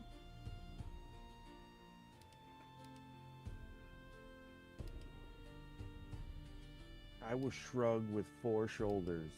No. Snakes are cold-blooded and don't leave much Uh, sentient. I wasn't going to have him track snakes. I was going to have him track the scent of Nimbus back to where he came from.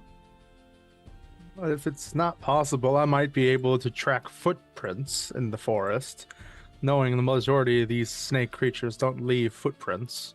Well, I understand that Simon got a good view of the compound, and then there is one structure that is without vines and stuff, and it seems so. I will sort of describe that. It's like, did you come out of this thing? And like, I'll sort of describe that, like the one ziggurat that was not covered in vines and seemed like it had a lot of activity around it.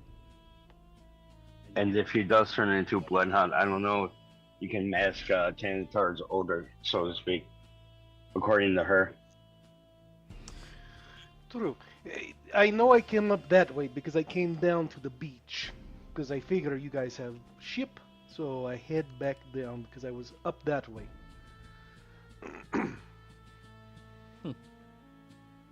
Well, I can also tell you how to get back up there, if you desire. That would be great. Yes, I did say I was there before, and unlike him, I did take down copious notes. Yeah. All right, well, shall I draw you a map? Yes, please. Yes, of Yeah, I course, like yeah. maps. Oh, great! I have a fair collection of them if you're interested in spying on them. He is a mapophile. I don't know what it's called. Cartophile? Do not do that Mapophile? to my maps. No, I mean the other one, where they like the thing, not like they... I mean, you guys have been saying he is Druish.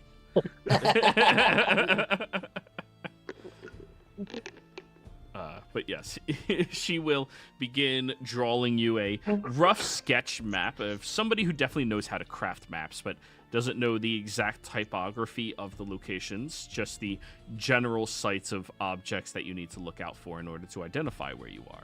Yeah, so this is very much, Back to the Future when Doc Brown is all like, I'm very sorry, but this is not to scale, this model.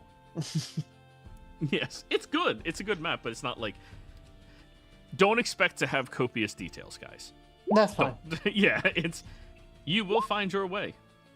And after she's done, she will bring it over to one of her work areas. And you notice she pulls on a string as fans begin going over it very quickly, force drying it. Oh. Yes. I like to use sand. Sand dry? Yeah, you sprinkle the sand on there and it kind of like dries it out and soaks it up and you shake it off. Works best if you don't have like a finished floor. That is... I'm curious about that. One of my younger siblings would use glitter for drawing on things and do a similar feature, but I don't think she was intending to dry out the glue. Fascinating. No. I mean, maybe it's just because I was shown maps by the mayor's aide, Mooman Housen. He was a cartographer, and he had a guy who was just there to sweep up the sand. Like, he had, like, a sand guy. Very well. Sir Roderick, just in case you die, if we, the rest of us, survive, do I have permission to call upon your family for shelter while I regather myself and refund myself to continue my research? Yes, depending upon where you land, you can either head to my family's estate outside Kargoth, or if you make it to Palanthas, look for the estate of a Lord Ebenezer. Lord Ebenezer. Very well. Thank you very much. I appreciate it. Now let's hope you don't perish, but at least I have my security.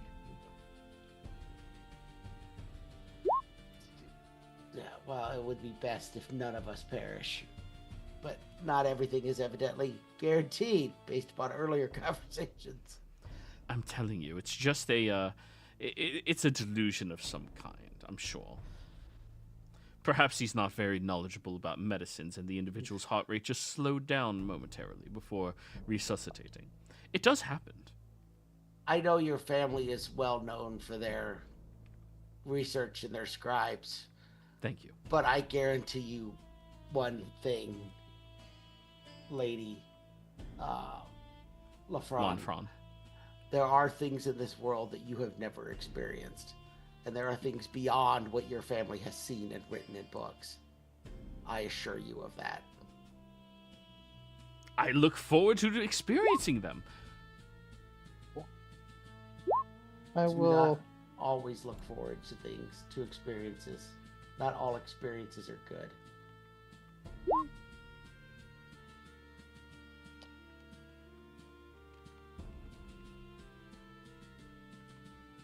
Yes, Ripley. I will walk over to Sir Roderick, look at him, kind of look away for a second, and then like go for his hip and like hug him. Don't worry. You'll make it off this island. You won't drown. And he is now under the effects of a ward. Death ward?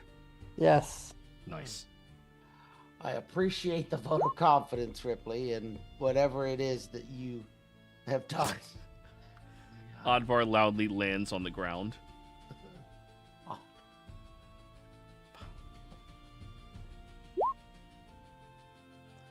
But if I make it off this island, that spice rack's coming home with me.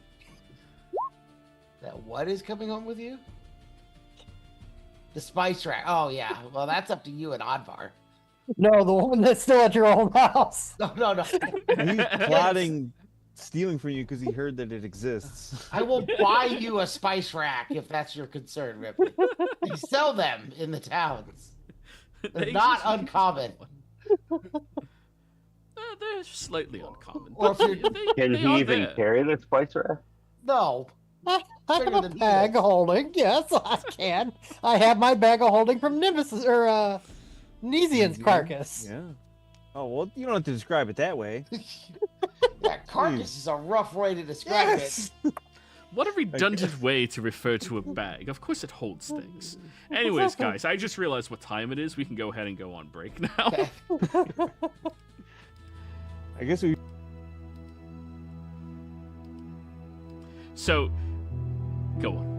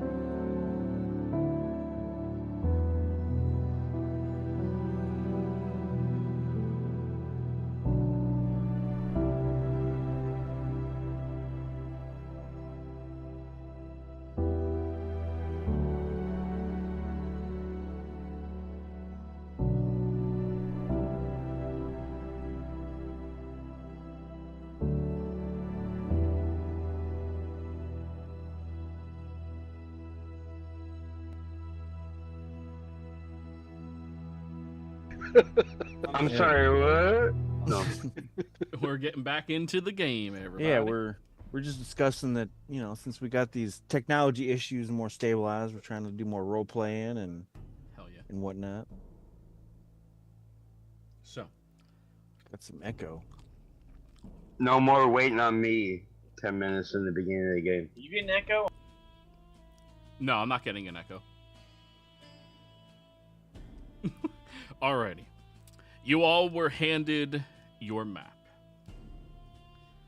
Now, make sure before you all leave that you come back for me, right?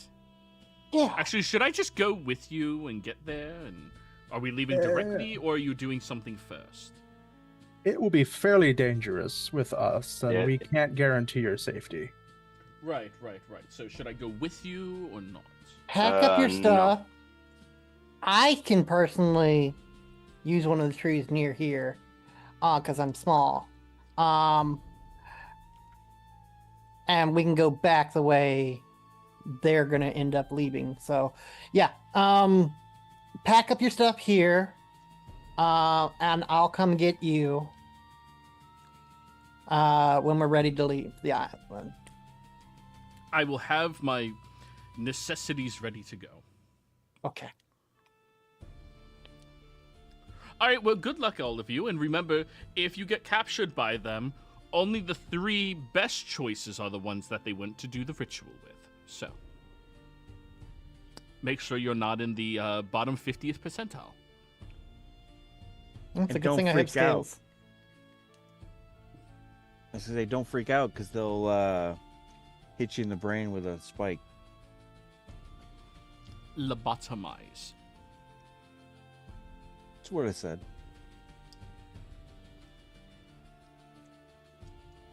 Well, good Same luck. difference. Good luck. Goodbye. I will take the map and hand it to Oddvar. All right, keeper of maps, lead the way. Think I didn't already have the map? Oh yeah, let's lead the way. All right. You all step outside. First and foremost, survival check. Who's rolling? The 2 people, please. Oh, before we go, I forgot one. No, after we go, then I do. Let's move first. I'll be one of the 2.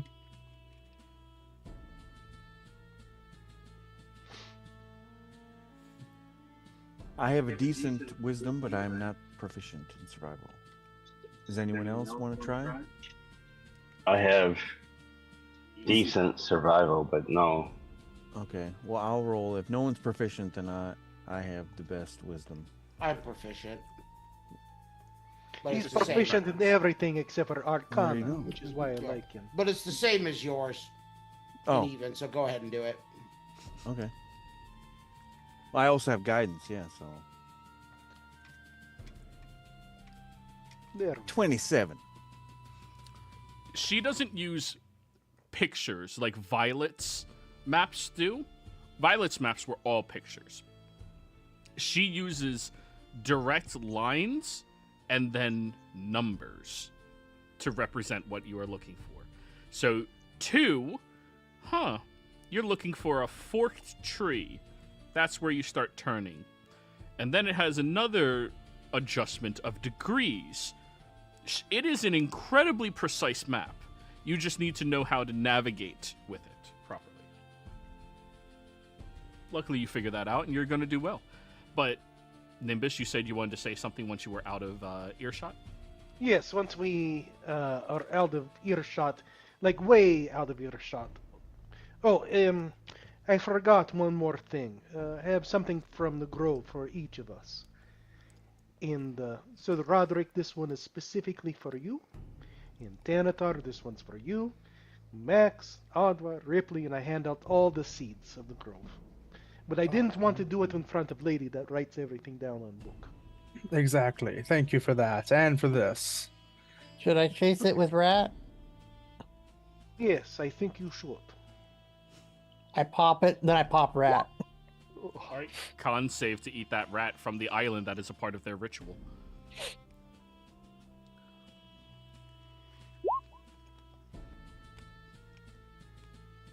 I haven't been around. I think Ripley that rat dies. has turned. Ripley collapses on the ground. Wrapped in a moldy leaf. Spare dying. Wait, Nah, he's not actually dying. He's just Medicine check? vomiting because how disgusting that is. Yes, I still can't spare dying.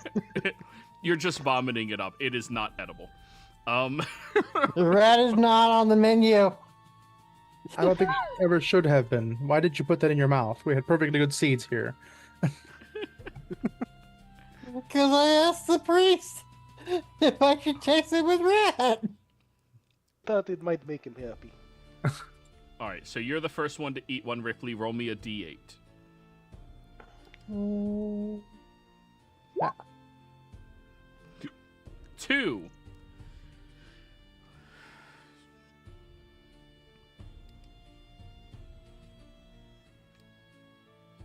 Ooh.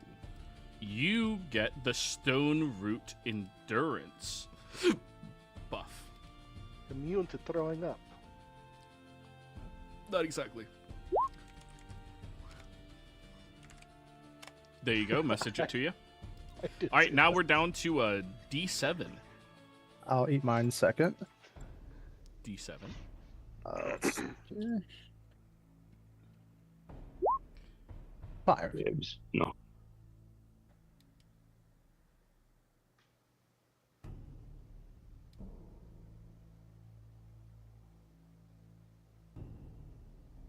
Ooh. Thalassar's Shelter. Ooh, that sounds good. Oh, that might be fitting too for Denethor. It's good. Who wants to eat next? So you're at a D6. I'll go. Go for it.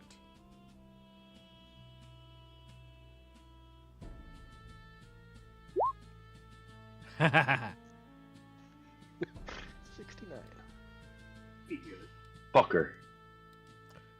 You gain Breath of the Deep Root. Ooh. Wait, what's your fucking name on Discord again? You're not Max. Shorty. Shorty. Thank you. Short round. Yep. Found you.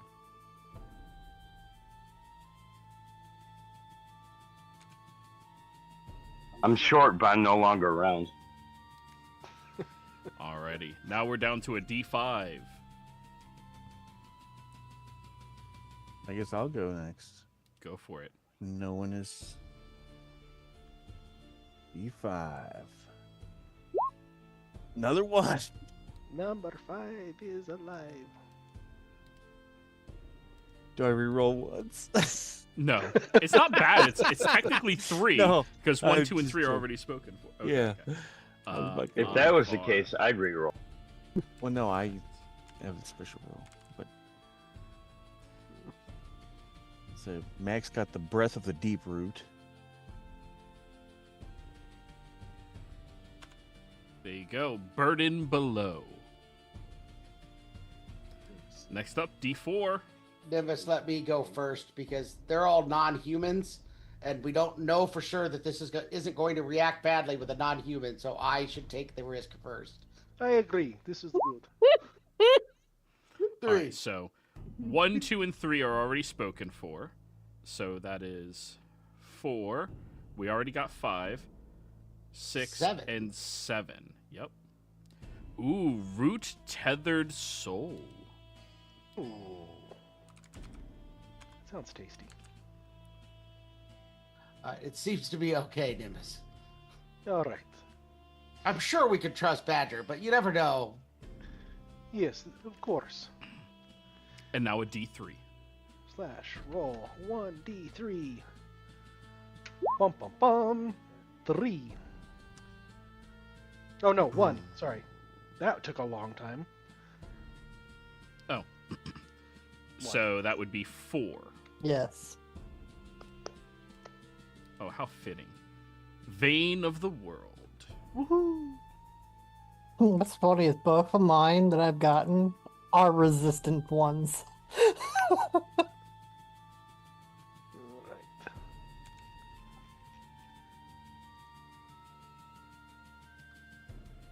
Stormgrove gave me resistant to all damage. This one gave me resistant to some damage.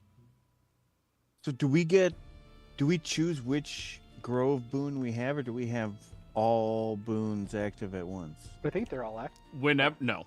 Whenever you finish a short or long rest, you choose which of the boons that you possess that you wish to have. Gotcha. Oh, that makes sense. Well, I'm going to be using the one that I can use. Y'all would get ridiculous if it was every single one of these groves you got one of these things. Yeah, I'm using the Stormgrove one because the Stone Root one is weaker than my other one. Yeah, this new one is definitely better. I haven't even been able to use the other one yet. So my other taking the damage. my Stormgrove one is resistant to all damage until my next turn. The Stone Root is fire, poison, acid. For that instance only, you gain resistance. RNGesus, he didn't sort the seeds, he just handed you one. Oh, it's fine. I just think it's funny. Yep. Here we go. So is anybody else swapping theirs out? Tanatar, you're swapping yours. I'm using the new one. Yep, I'll be using the new one as well. I'm swapping mine as well. Really? I never used my other one. We haven't ran into any vertical surfaces, and it gives proficiency in 2 skills I already had proficiency in. So I didn't Fair gain enough. anything from half of it. The new one kind of stacks with the item that Nimbus gave me. Nice. The old one that I had, nobody's taken lightning or thunder damage since we left the mountains. At least not within 30 feet of me. I think I'm the only one that's really used their boon since getting it. No, but I'm gonna be using this one every single day now. Mine can be really, my old one could be really good in certain situations. Oh or yeah. for certain people, because it gives proficiency in a skill. I just happen to have both of them already. Yeah. So it didn't give me anything. But That's RG. I actually think Monk got the best one here. Tanatar got the best one here. Yeah. Yeah, I like mine. This one's nice. It's just generically good. I think can I top got. it up real quick if it's all right. Yeah, you I guys think- could share it. Go ahead. I think I got the best one last time. Mm-hmm. Mine's just- generically good. I just get 7 temp HP every day. Nice. Every short fuck yeah. rest. Not Yeah. even necessarily every day. Yep. And as we get higher in level, that'll increase slightly. Yeah. Well, yeah, the last one I have advantage on the initiative if I'm in the open and I can't be surprised by ropers and shit. But this one I have advantage against saving throws or ability checks to resist being pushed, pulled, or knocked prone or forcibly moved. I almost think advantage if you're in the open is better. Just to clarify, Well, on advantage mine, on initiative, I should say. just to clarify on mine, it is just short rest, like it says, right? So like every morning, I don't just get it. It's not short and long. Yeah, it's only short rest. So if you get knocked out and you sleep 8 hours, you wouldn't have it. But most of the time when you're taking watches, you do a short rest watch Right. and then long rest, and you'll still have it carried over from the previous day. Okay. That's still good. Yeah. Spend an hour, sit down, get some temp HP. You touch grass, and the grass touches back.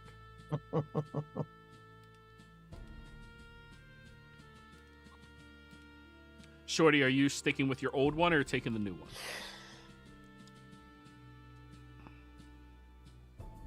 I actually like the fact that the one I have right now. The old one? Oh,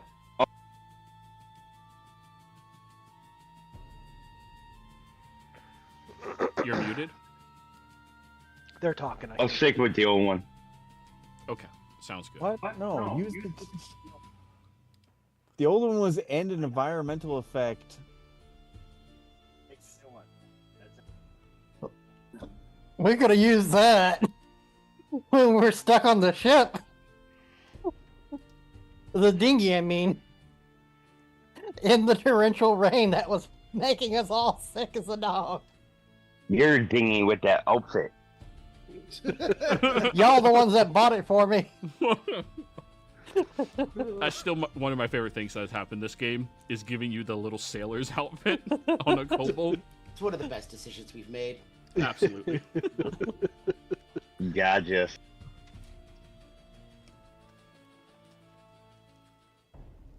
Tanatar, previously you said you wanted to bring something up to the party when you were alone.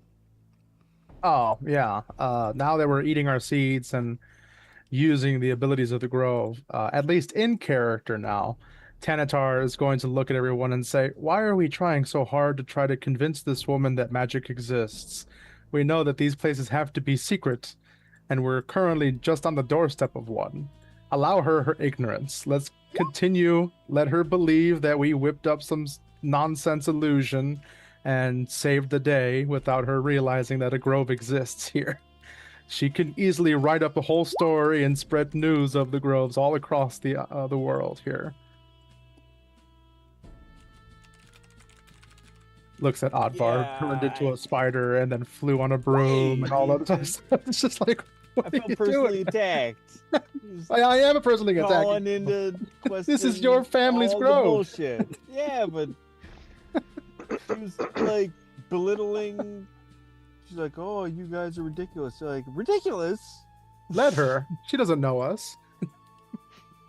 Fine, we should have left you with the snake people. Okay, so what you're saying is I should blindfold her before I take her through the tree. I was honestly considering something like that, yes. And then she could come up with her own reason for how he traveled. Let her come up with her own nonsensical, theories and such, and we can continue on. That's true. I guess I'm always defending my fantastical stories to people. They never believe me. They're always like, "Yeah, right," and it's like, "No, I really did that."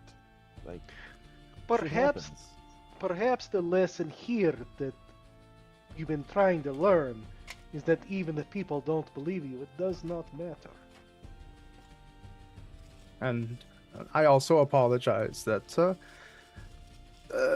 for so long I've done deeds and nobody even knew about any of them. I don't even exist. So I care not at all about whether people believe I've done something or not.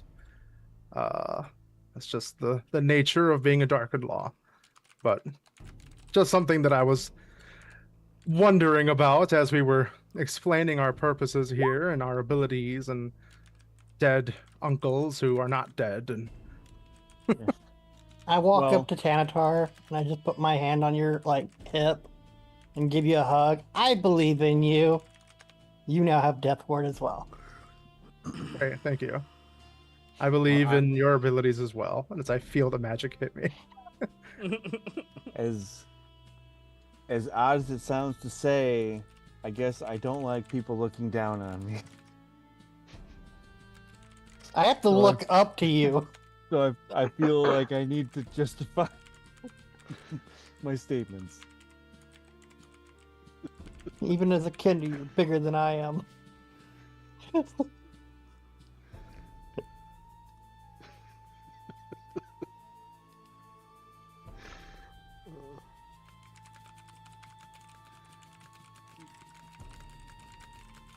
All right, well, let's find these snake peoples and blow up their home or something. She was all about respecting their culture here. They don't have a culture. They have a ritual of sacrificing people. That's not a culture. Let's go kill these people. Just because you do something a lot doesn't make it a culture. Well, she did say when they all get hungry, they all eat together. So They eat each other together. we still have bombs. We should definitely make that happen. Blow up the mess hall. I mean, as fucked up as it is, I don't necessarily care about their little Zaboin society. I just want to accomplish what we came here to do, and I don't we don't have to uproot this entire existence to do it. I mean, if we have to, we will, but let's just try to, like, get in, get out, and just be on our way. True, technically they're keeping anything that would want to be on this island away from the tree.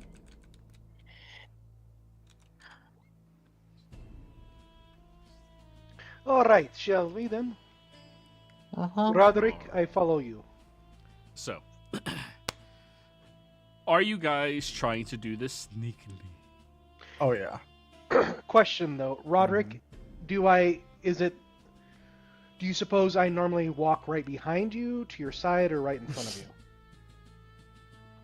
Just so we have it as whatever it's called, canon. Probably right behind me. Okay. Yeah. No, to the side, just in case something comes up behind you and I won't be Yeah, able to see it. So I'd be on your left. Does he favor so the you can right or hold the your- left? Left, because the left is the one that holds the shield.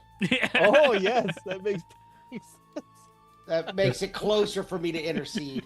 Well, as he goes to your left side, I come from your right. I just slap you on the back of the haunch and go, "You got this. We're gonna be sneaky." And you get enhanced ability. Okay. So you don't like the stranger? No. I will, pop off, pass without a trace so we can pass without a trace. Alrighty. Alrighty. So, as you all are beginning to move through the area, roll your stealth checks. Nice. Thankfully, Sir Roderick's in a straight roll. I will use one of my class abilities for ambush, which adds a d10. Oh, I'm up to 7 now. I won't. Sneak. use 17. macro. That's a 17. Sir Roderick. But was it a natural 1? It was not. I have a 0. So, unless I would have rolled a 1.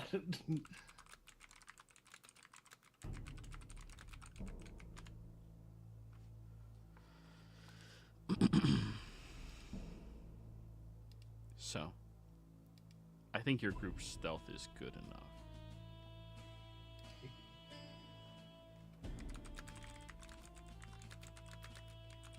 Tanatar's always stuck having to clean up after Sir Roderick goes bumbling through the freaking woods. It's perfectly fine. When I blunder, my blunders are fairly large. I end up exhausted for a week or something. I rolled a 3 on mine. Thankfully, I have a plus 10 stealth. So, as you begin exploring and marching through the jungle, you begin to notice many of the trees are becoming thicker. Not taller, but just more round, more sustained, more whole. You march through this area, and you're almost to the point where they are big enough for someone like Maximum to fit through. Remember, at any point in time, you could choose to abandon Maximum and Sir Roderick, and all the rest of you could run through one of these trees. No problem. Just as a reminder, you are wise That's enough fine. to know it is possible. That's fine. Who's gonna protect y'all? Yes.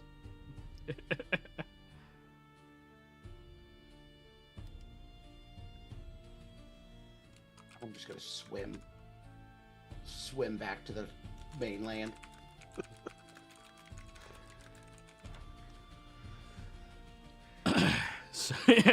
Zaboim, it wasn't me. Just I wasn't even there. I'm sorry, they're assholes, I agree. Yep. So, as you continue moving your way through the jungle, you cross by that area that had all of the remaining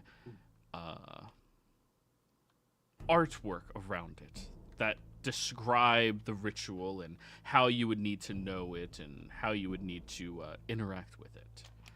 You pass by that where you begin to notice that there are much more of these Yuan-Ti people. I need someone to roll me a investigation roll. This is identifying how many yuan-ti you estimate are around. Not it. I can do it. Can do it. I will give you guidance. All right. I would not do that, by the way.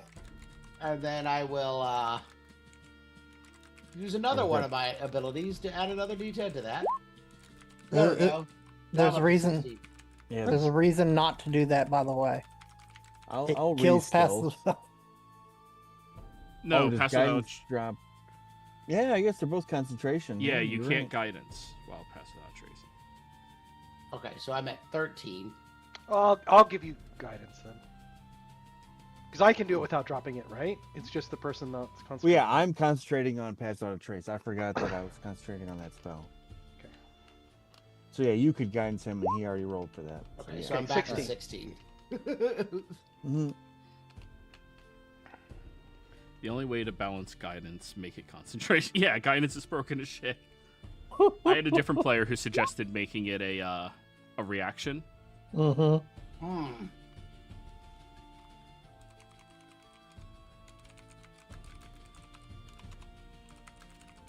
So, you're moving through and you're starting to realize there is a much larger population of individuals out here. Sir Roderick, you roll a total of 16. 16. Thank you. Just from what you were passing by and your estimates of, spreading out a community over an area like this, there has to be over 50 of these yuan-ti. Not all of them are like the ones that you saw on the beach, but from what Nimbus expressed to you, the ones you saw on the beach were the small ones. The scouts. So there's a good number of them. Perhaps fighting the entire community at once would be difficult to achieve. However, you also notice that some of their outlying communities have strange compositions. A few of the yuan-ti currently working, seemingly very innocent, weaving baskets of all things. I mean, it's adorable, right?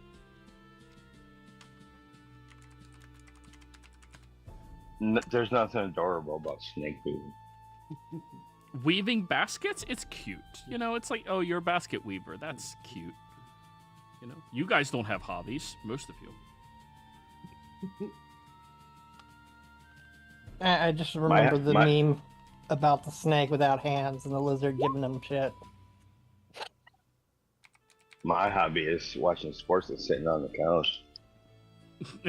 Well, I meant characters, but yeah. I'm you get it. Help Robert look at the yuan-ti, pass without a trace. Suddenly Robert's armor sounds like a dozen pots falling down a staircase. Huh, they have art, if that considered. So, it's almost reminiscent of a real society, a real community. Now I need one person who has not rolled one of the alternative checks yet to roll me insight. I don't think I did one of the alternative checks, so I can do it. Boom, boom, boom. Oi. Oh, not bad. 17. Okay.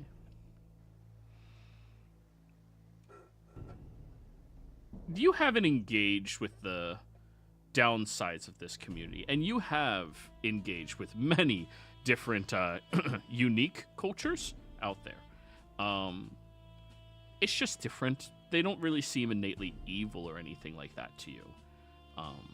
They go about a ritual in order to reproduce their population. That's all.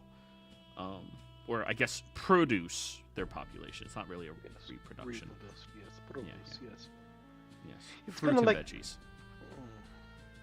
Mosquitoes aren't necessarily inherently evil, but the diseases they carry, probably not good. Sure, let's call them dirty.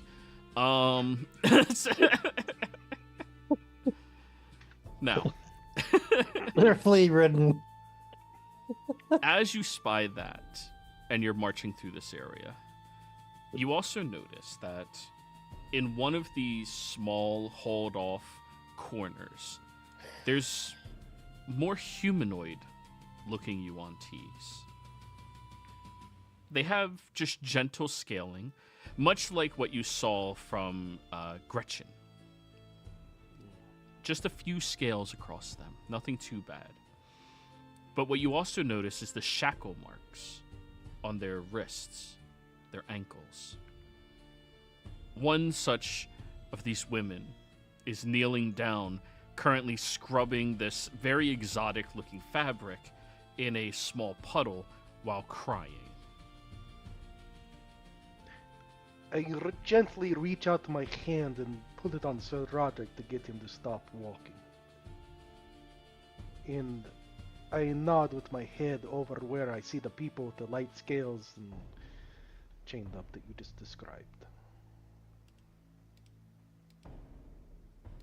I'll whisper back quietly.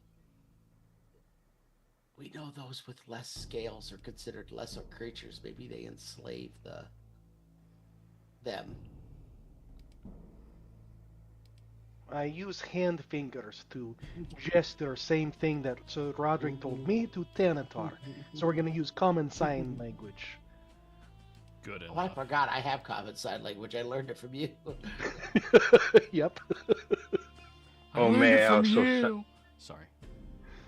Oh, I think I no, taught you're Max fine. too, right? I didn't. Yep. Oh, yep. No, I was gonna sign in and be like, they're sacrificed to the deep. They have to touch the gem, blah blah blah. Maybe she's crying because she has to do it. Sorry I laughed, but yes, Thanatar. Hand fingers as opposed to face fingers. Or elbow fingers. Hey, you have foot fingers. I do, and my kitten loves to try to attack them. So I have to wear a slipper all time.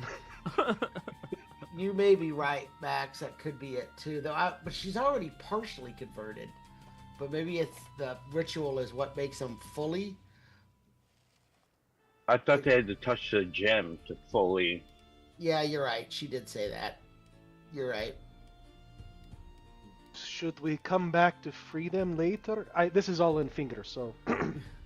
So two of you don't know what we're talking about. Ripley is just continue walking because no one stopped him, and you're all doing hand thingies. Odvar too. I don't know about the hand wavies. We're doing hand I just giant. throw a rock at him and not tell him, but get him to stop. And then keep signing with Roderick and. But I want to ask Roderick and. Jeez, I want to say Nim, but yeah, what is their vote for? What to do with this child?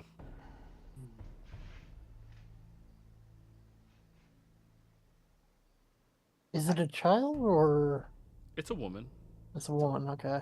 It's just a small Sorry, woman, woman. compared to the others. Yeah, Well- she's human sized.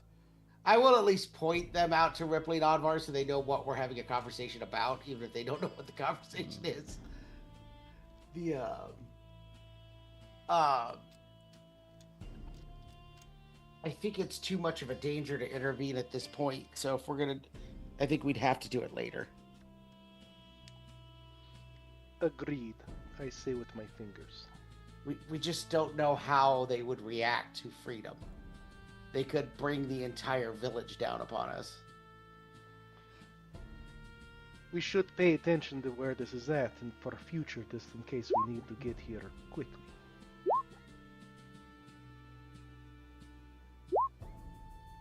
Alrighty. The Like fuck? not under, Max, not on. They're, You stealthed. You succeeded. They're silent but deadly. No, I thought I No. was chatting. Jesus Christ. No, you were Sorry. stealthing. Go on, Rick. Not Nobody understanding heard what they're what you said. talking about with their jazz fingers, and then pointing at this woman. I'm like do that caveman like motion of stick like club woman. No. I will subtle cast For fuck's sake. Oops. I will subtle cast a cantrip message. And Ripley, we will tell you all about it soon. We're moving on for now. I'm gonna grab Oddvar's map. I'm gonna look at Oddvar's map, and I'm just gonna tap on it. Like, hopefully he figures out that I want him to take a note of where we're at. Oddvar, insight check. You better pass it, bastard. What was that? I need an insight check? Yes. Yeah. He's tapping your perfect. map, and you don't know why.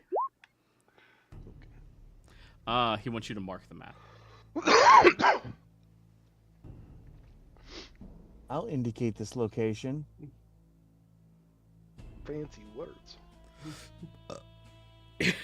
Alrighty. I think it is Free short her. limit. And after you... Yeah, what were you saying, Tanatar? I was gonna say at this point, I think Tanatar and Ripley are just like miming different ways to potentially kill this woman. Just like, I was gonna do it non-lethally, like the cavemen used to do. Big rock smash.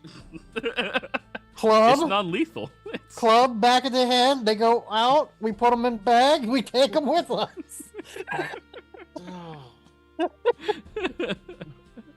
We toss them Everyone through the needs nearest to learn sign tree. language. So, the assassin questions why you would do anything non-lethal. Or how to.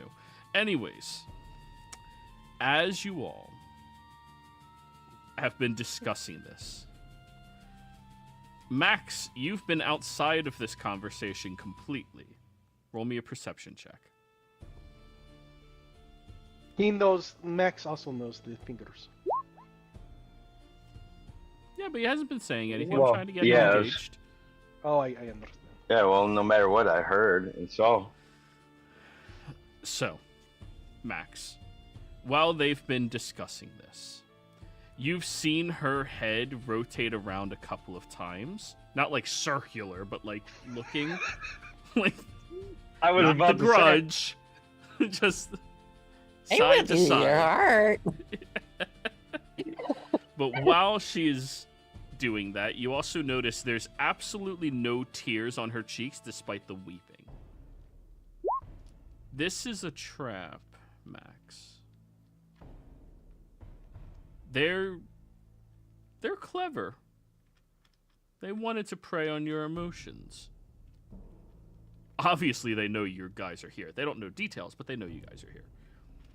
Can I sign real fast to Roderick and I always blank on your new name.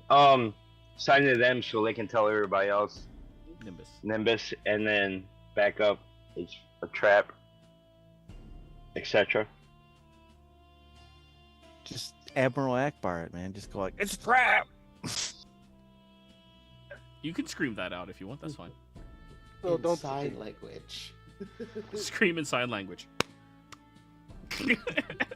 I just imagine like the Atbar is just like your hand underneath your jaw, like tentacle style. It's a trap. Hey, you Oh, make no, those I'm little, like, neck doodles with jazz hands. You're like, it's a trap! all right, very violently with my hands. Yeah. I sign language to Roderick, and then it's like, it's a trap, and then, obviously they can tell the rest of them. Yeah. I don't want to scream it. Yeah, I gotcha. Just I yell out it's a trap in sign language. It's just No, it's just very, what do you call it? Enthusiastic. Yeah. All right. Well, that's a good Like, get the catch. fuck back. That's a good catch, Max. I erase Oddvar's mark on his map. No longer needed to come back here. I point back at the stick idea. That would trigger the trap as well. now, as all of you are moving through here, though, you hear a noise coming up behind you. And as you turn, you notice one of these small Yuan-Ti sneaking around, tracking you. And everybody? I'm- Yes. No, I was gonna say I have danger senses that even help before, but yeah. Yeah, it makes you roll initiative at advantage. And luckily, Okay. you guys are not surprised because you did not fall for the Weeping Woman's trap. Yay. But you still have to roll me initiative. Get in there. And We're now all you gonna get die. advantage. Whatever your name is. We're all gonna die. Oddvar, 0-0? Nice. Oh, we What have a 0-0? I'm removing your... You have 2 initiatives at 0-0. I don't I understand. didn't roll anything yet. Well, it was there. I'll delete Why, it. It's why fine. do we have advantage? I said Not you you, don't have Max. disadvantage. Max has advantage Oh, because Max he has it. Okay. danger sense. We're in the open, so I have Oh, advantage, that was almost right? a 20. 'Cause of my You boon. are in the open. Yeah, 21. Because you kept the old boon? Yeah, because the new boon is not that good for me. It's like, don't be pushed around. It's like, I'd rather have advantage in the open. Don't be pushed. This is the lesson they keep trying to teach you. Don't worry what other people think. Just be Yeah. you. Whether It's they like, believe you or not. But you're like, Advan- no, don't push me around. I would say that advantage on a roll that I have a -1 to is not better than advantage if I'm in the open on initiative. A -1 on Dex. Strength. Because, like, if you, like, are fighting against being, like, pushed or knocked prone, it's usually strength. Oh, I thought you meant you had a -1 to initiative, and I was like, what? No, I have a -1 to the...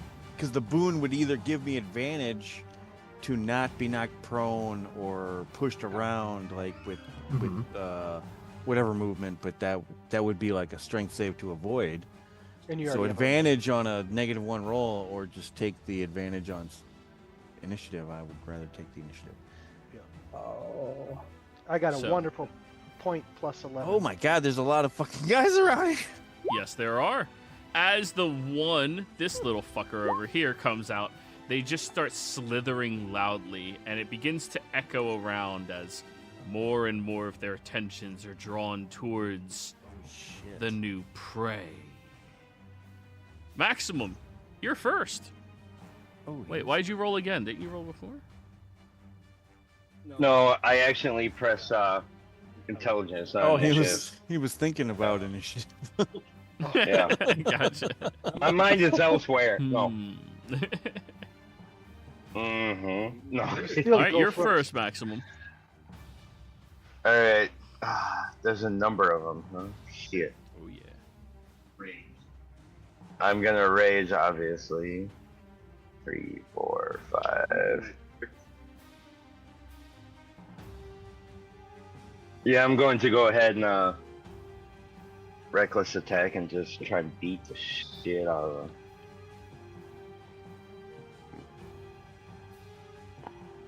Come on, reckless attack with the book.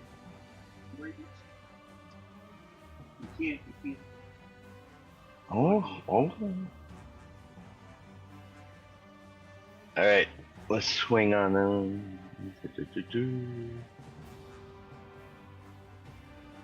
Let's use the Dragonlance this time.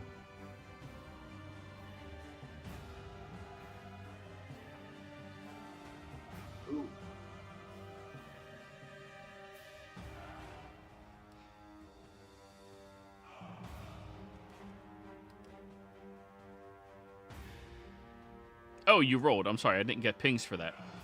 28 hits for 25 hits for 19 damage. Ah! I forgot to add the fucking 3d6, sorry.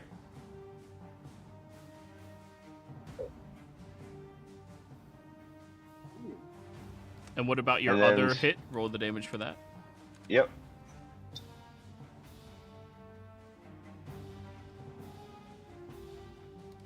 All right, 3d6, well, right? No. that is one pure blood dead. Rat. She dead. All right. Who's next? No. Oh, they will respond. Are you all done?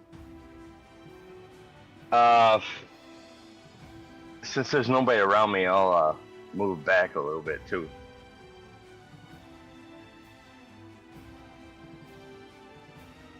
Okay. I'm good.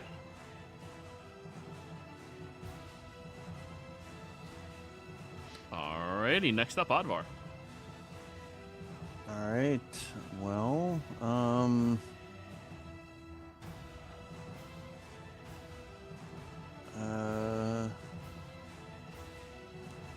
okay. I got a crazy plan here that should work. It's so crazy, it just might work. Oh man, there's. Oh wait, what's the range on that? Shit. Oh, 90 feet? I should have plenty of range to do that.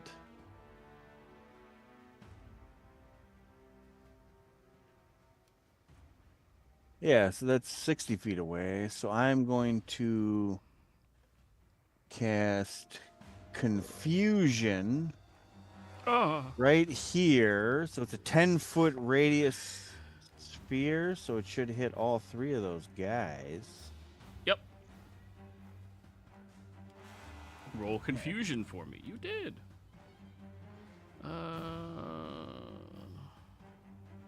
I realize that this is the kind of spell you use against a bunch of assholes and not one, like, Yes. big monster. Oh my god. Wisdom save with advantage because of magical resistances. Is Oh, this they a got charm effect? I think so. Magical resistance. I mean, if it's a charm effect... Nope, none of them are purebloods. Okay. 20. Well, at least All right. one. Well, they. 22. Damn it! They are making their magical resistances. Does the little guy fucking fail at least? Let me read the sheet. Damn. Yeah, they also have magical resistance. It is 13 not a charm failed. effect, by the Okay, way. I got one. All right. So one is confuzzled. It is not a charm effect. Nice. There's no token for confused? Well, that's bullshit. What looks confusing to me? Yeah, let's go with that one. Confused. Well, it was worth a shot, and I got one of them. I think that's concentration. Yeah, I'm concentrating on confusing that guy. Okay. Yeah. That one sure is confused.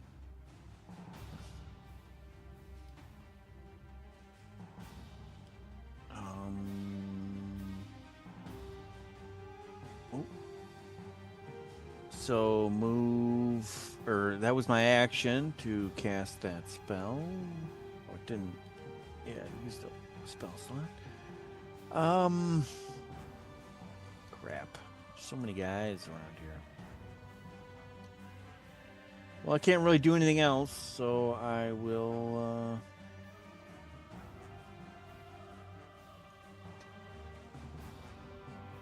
Kind of step next to Tantar here, and that's my turn. Alrighty. Now, the pure blood, minus one of them, is going to go.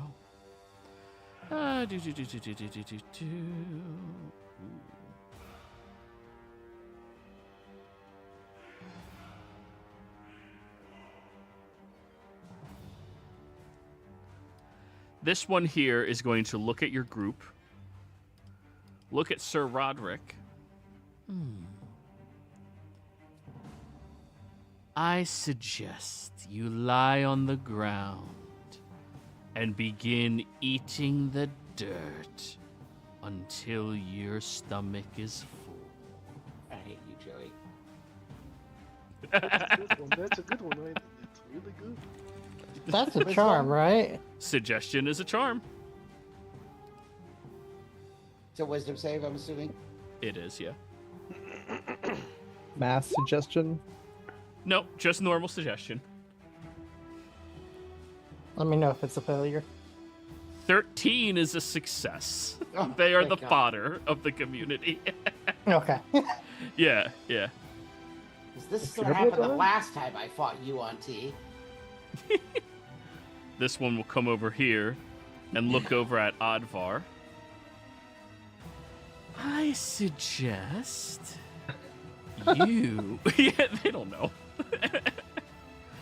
I suggest you climb to the highest height of the tree and hold on until the moon bathes you.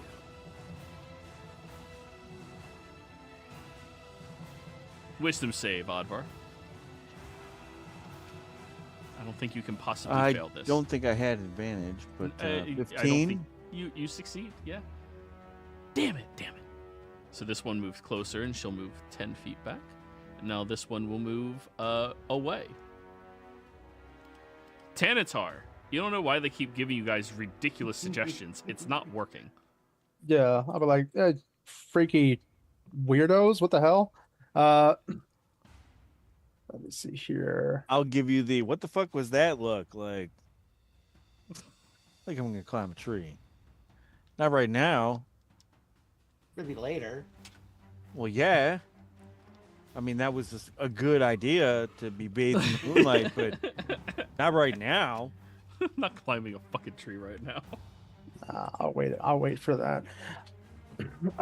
Everybody's too dispersed right now. I am going to go ahead and use a bonus action. Never mind, these guys probably all have immunity to poisons. At least the big guys do, I think. And the condition, if I remember correctly. The abominations do at least. Well, did you guys ever ask Gretchen if she knew? Well, No. he knows because of Hunter's Mark. Yeah, I just Oh, realized. yes. You remember that from Hunter's Mark, yes. Yeah, but I don't know anything about the other ones. We should have asked about the other ones. It was condition and damage. Yeah. So I'm going to go ahead and not apply poisons to my arrows because I already know that doesn't work. Let's see. That is not going to work. That's not going to be great.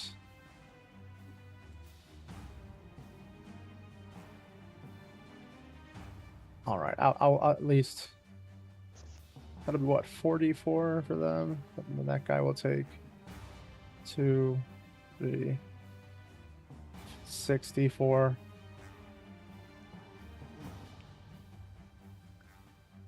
That'll be something at least. I am going to cast Spike Growth.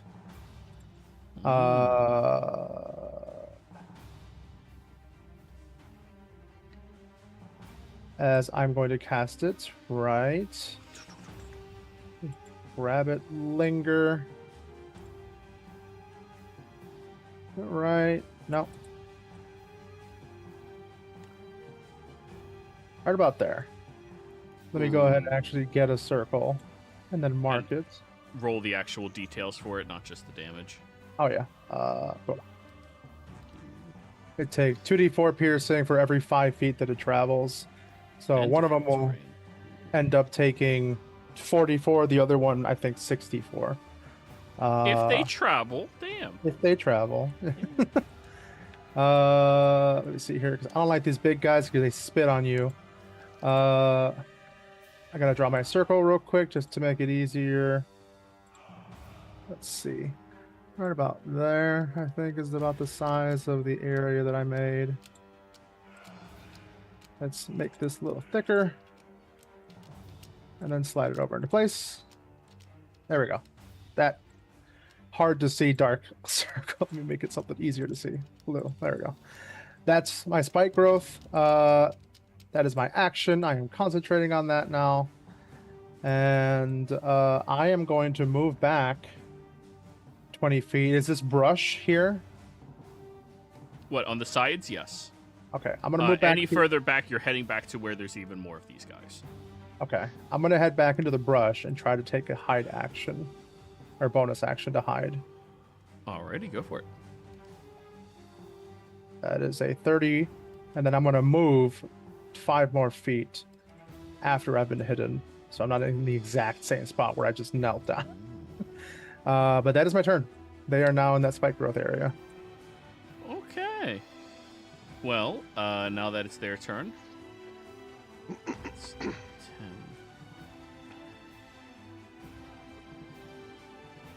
So yeah, that's 10 feet of spike growth damage. So 4d4.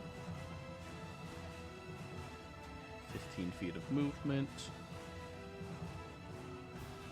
That's 30. How fast are they? Oh, nice. 40. 10 damage. This one is going to also take the 10 damage.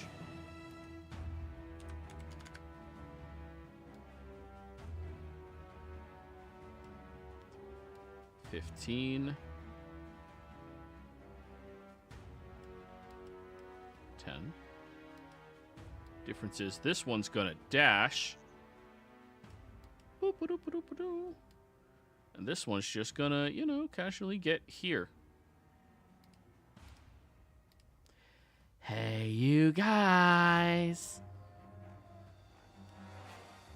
They're doing their poison spray ability. Everybody in a 30-foot cone. Go ahead and give me a Constitution saving throw. DC 14. Can I see the cone? I was looking away briefly. Yes, it hits you. Oh, yeah. That's It what hits everybody except Tanatar. Max has Yeah. got that like breath boon, so he gets advantage on the save, right? Yeah, he does, if he took that boon. Con save, you said? I did. Ba-ba-ba. Oh, I'll use it too, but I'm not accepting it. So, well, evidently it doesn't matter.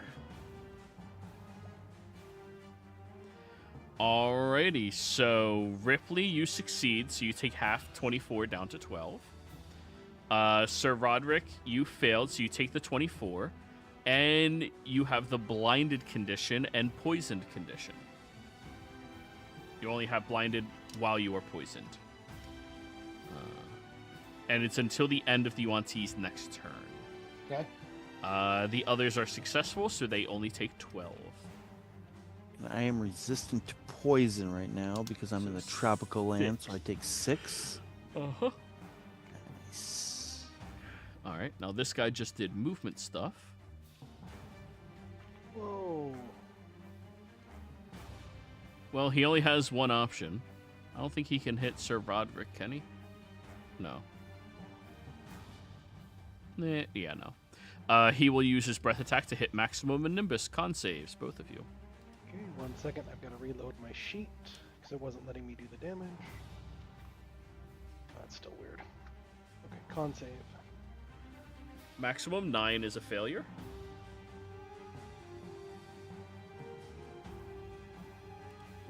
Would I roll a 1? Well, whatever the 9 is, yeah. Was not a good roll. True. I thought he had advantage because of the breath attack. Oh, you do have advantage. Sorry, 21. I apologize. I forgot that. I'm just used to him having, like, advantage just always on. Yeah. Without it being on. Alright, so, Maximum, you only take 12 more damage. Good job. Thank you. Yep, and you're not blind yet. Nimbus, 16. Also only 12 more damage, and you're not blind yet. Ripley. Sir Roderick, kill this snake for me. Okay. I'm going to remove the poison condition from him, which removes the blind condition from him. Yes, it does. And I'm giving him a bardic. Actually, no, I'm going to bark because they're both within 10 feet of me. Bork. Which gives So everyone advantage against them, right? Yeah, it basically they both generate advantage for the party. Nice. Yeah, I just made Sir Roderick able to see again, and I just go, kill them, please. Alright. He's too close to me. And I can't move away because they're within melee of me. Because we know what their reach is. It's 10 feet, right? The ones you fought previously, yes. Okay. Alright. So, Roderick, you have a bardic. Okay.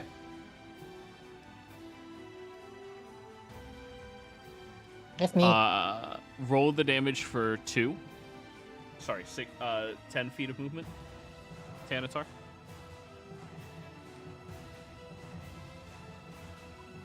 Well, that guy was confused. Does he get to move? Oh, good question. Roll the confusion.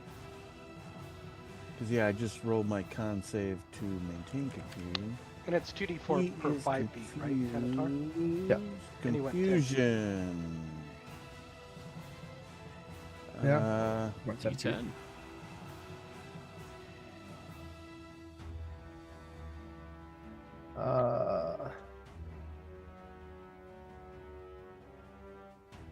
Or do I roll the D10? You roll the D10. Oh, yes. all right. I thought you were rolling. No. No problem. 4. Target doesn't move or take actions. All right, fine. He just chills then. He's just a little guy. Spikily growth. Yeah. Yeah. This will move here. Do. Poison ray. Because it's like stepping on Lego at night when it's no lights on and you're afraid to move. This one right here is going to whisper sweet nothings and then unleash a ray of attacks.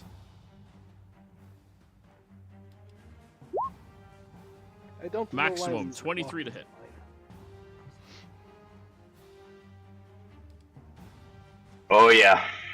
6 piercing, 10 poison. Second attack. 20 to hit. Distance of 6 piercing. So 16 down. 13. 13, sorry. You are not resistant to And- poison. Yep. And then since he's swinging on me 5 feet away, I get my Yep. retaliation, I think it's called. Go for it. Alright. Do.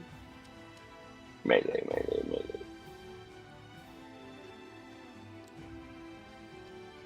No, you click pulse strike. You don't want a pulse strike. Oh, sorry.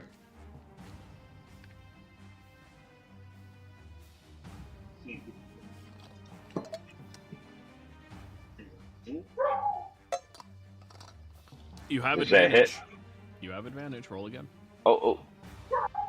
That's why we usually have advantage. Okay. Well, I didn't want to get shit for not being on it. No, just leave it on. I'm used to it. You're good. Alright, gotcha, Joey. He just asked me about it, and I was like, No, yeah, you have to we roll can turn it attack on. again because you have advantage, not the. God damn it, Joey. Why are you goddamming me? I'm very clear at what I No, said. no, I'm not goddamming you. I'm goddamming it him. All right, you hit 10 damage. I'm goddamming fucking G over here because You get the 3d6 friendly. 3D. I Jesus Christ. I'm God. sorry. You're No, fine, G. Don't. 3d6. It's alright. It does take I time. got. All right. Plus, it doesn't help that one of my ear things is like going deaf. Now, his second attack was a 20 to hit. For 5 piercing, have Oh, down to 2 and 11 poison. So 14 plus the 13. Yep. Because I didn't correct the 14, 13, 27. This one over here is going to attempt animal friendship on Ripley, which fails. You're not an animal, but he doesn't know. He found out. Yep. And Poison Ray is going to be shot out after...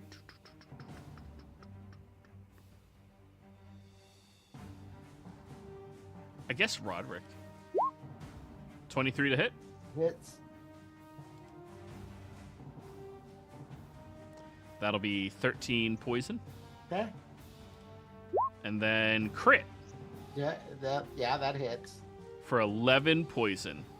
Let's look at those beautiful dice. Yeah.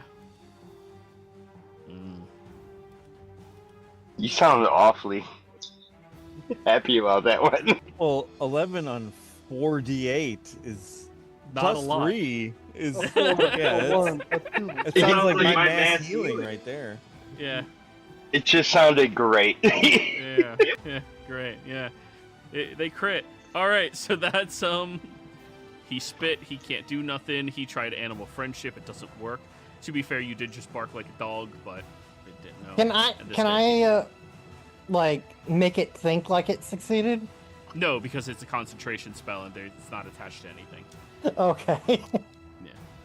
All right, that's all of them. Roderick, you can see and you are not charmed into eating dirt. All right, I'll move Ripley to my spot. Move yourself, Ripley. Ripley, you gain 6 armor class for the turn. And that's until your next turn, right? Yes. Okay. Then I'm going Dope, to motherfucker. attack this abomination. Does this movement provoke your attack of opportunity? Like, can something attack of op you? I know it can't attack him. It would, let's see. I don't know. It just says this movement but does not provoke an attack of opportunity. When you use the ability. Okay, then yeah. Yeah. No, you're good.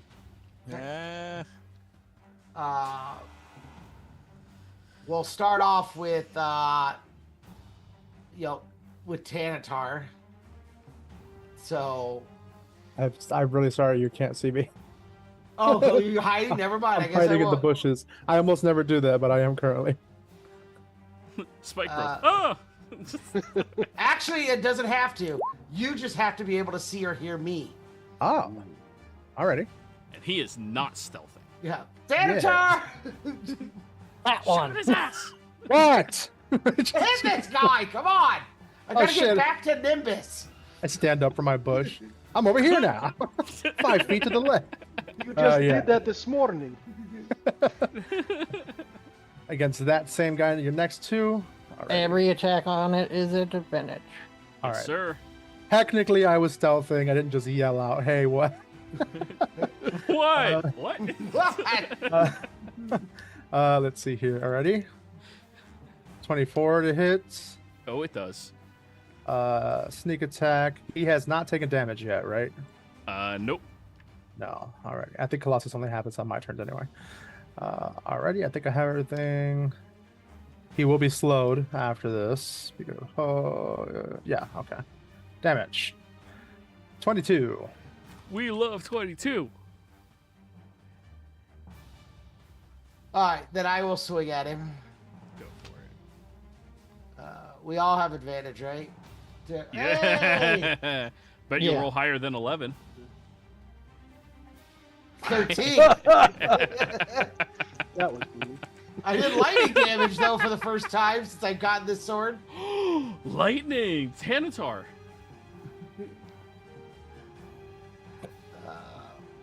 Second Tanatar, something's attack. taking lightning damage. Are you doing a thing? I don't have it activated. I have the Oh, other never one mind. activated. Plus, Yeah. it cancels out the damage, so it would actually save them from taking the lightning damage. 14 to hit. Misses. Okay. Just barely. Yeah. Yeah. Oh, yeah, I do have a Bardic. Let's just use the Bardic. Fuck it. You hit. 2. Yeah. My orders Nine were damage. specific. Yeah. Kill it. And then my third attack. 28 to hit. Oh, yeah. We might as well blow the wad, so we'll action surge.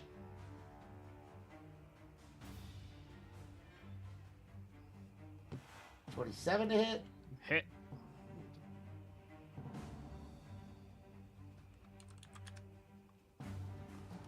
$23.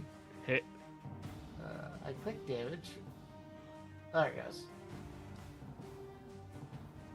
And last attack. Nice. 17. Hit. 7 more. Some HP we do. For 7 more. Nice. All done? Yeah, I'm done. Nimbus. All right. I will bonus action innate sorcery. So I turn my innate sorcery on, And then I'm going to cast Chromatic Orb at this one here. Poison or acid damage? I'm going to do lightning. Oh, damn it. I just saw lightning happen. So. Ooh, that's a good idea. And Chromatic It's Orb. the smallest little... Psst, psst. And I'm going to do it at 6th level. So...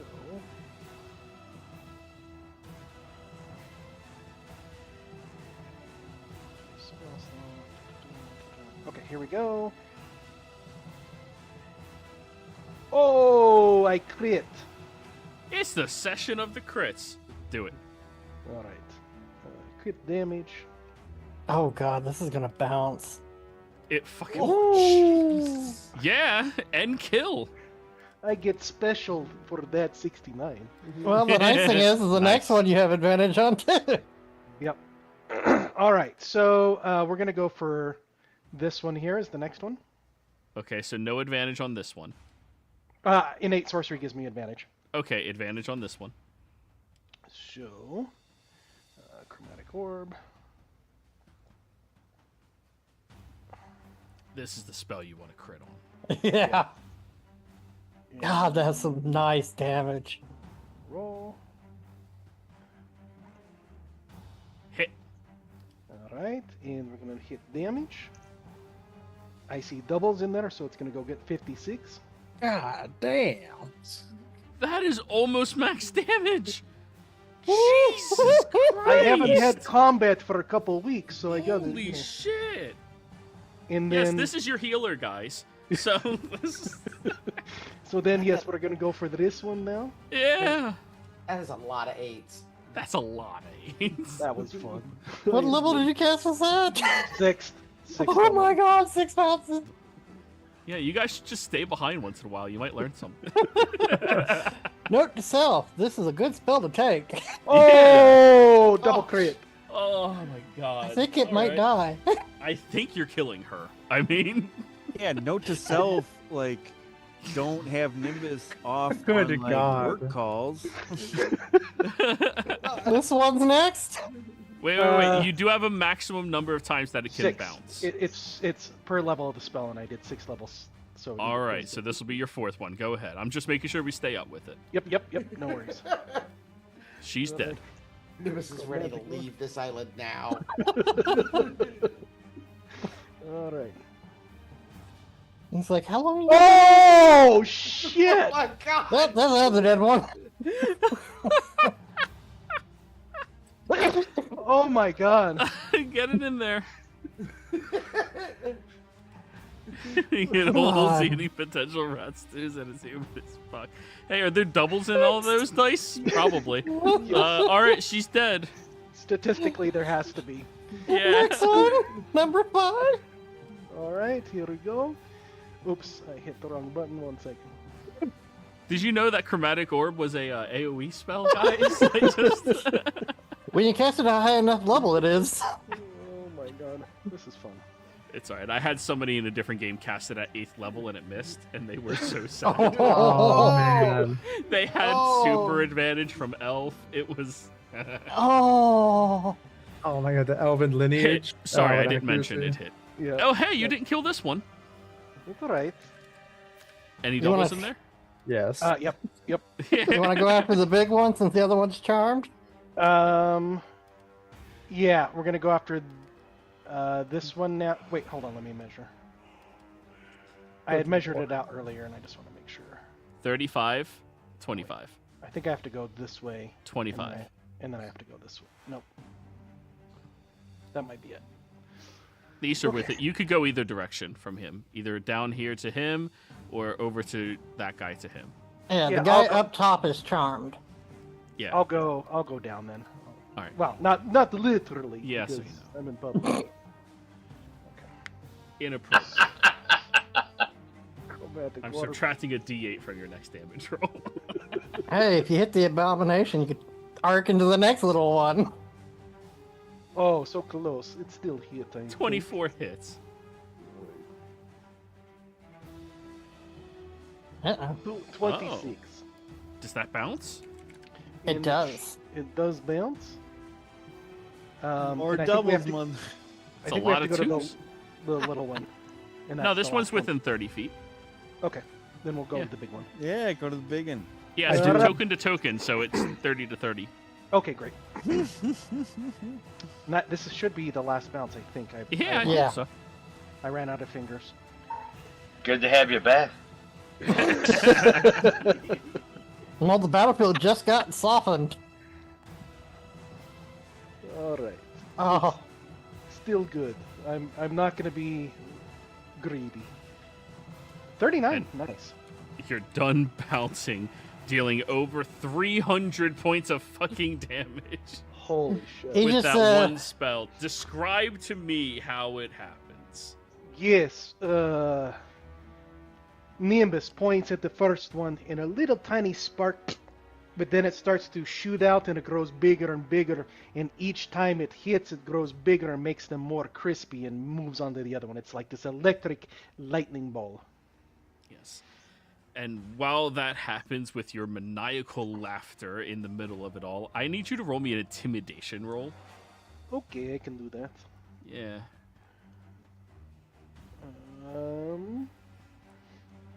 Let me turn off guidance. Normal roll. Did you guys know all of life is connected? And It so should- is- oh my I don't- god. I don't know why the guidance shouldn't have been. Subtract 1, so it's only 27. Okay, so only 27. I will say, unless you guys are going to force them to stay here, they're going to run the fuck away from you. You're muted, Roderick. I don't see why we would force it. No, they're gonna tell. They're scared. Yeah, I don't want to force it, but I was excited. To... But yeah, what's the consensus? They're gonna snitch. Yeah, they're gonna tell the tale of how we are fucking too baller to fuck with. Dead people tell no tales. Be all in, ballin'. Well,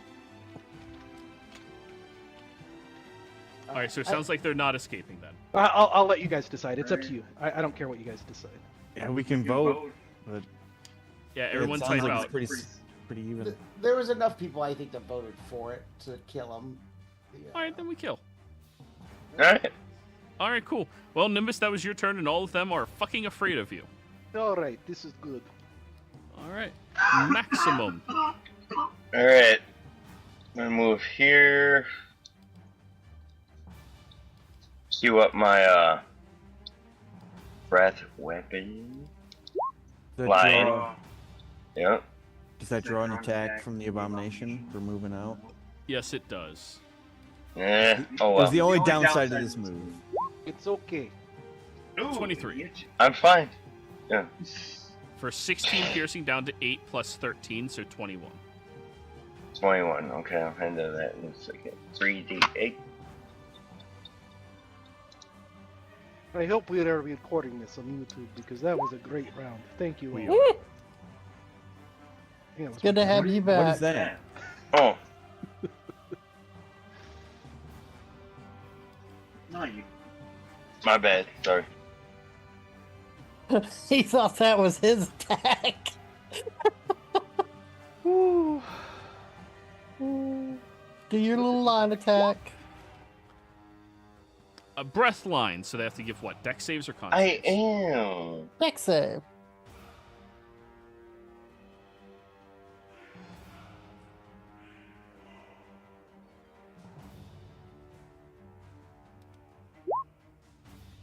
Uh, 5, and the other one.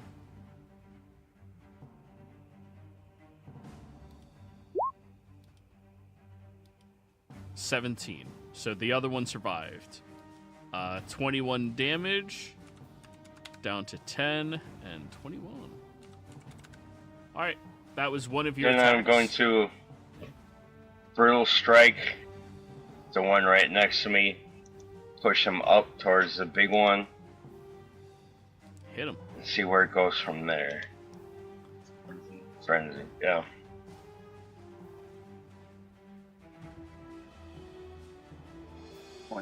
Get that motherfucker.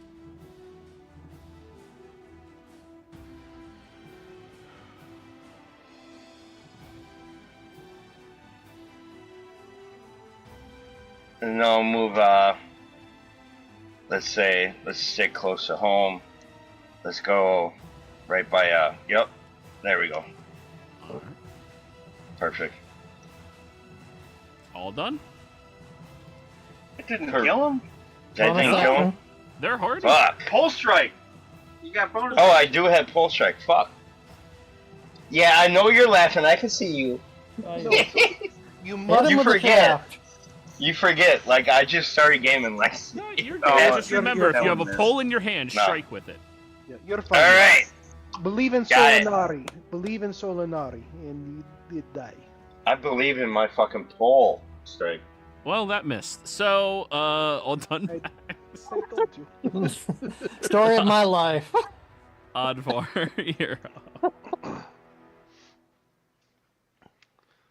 All right. Fuck, I thought that guy was gonna get killed by that brutal strike. I did too. Mm.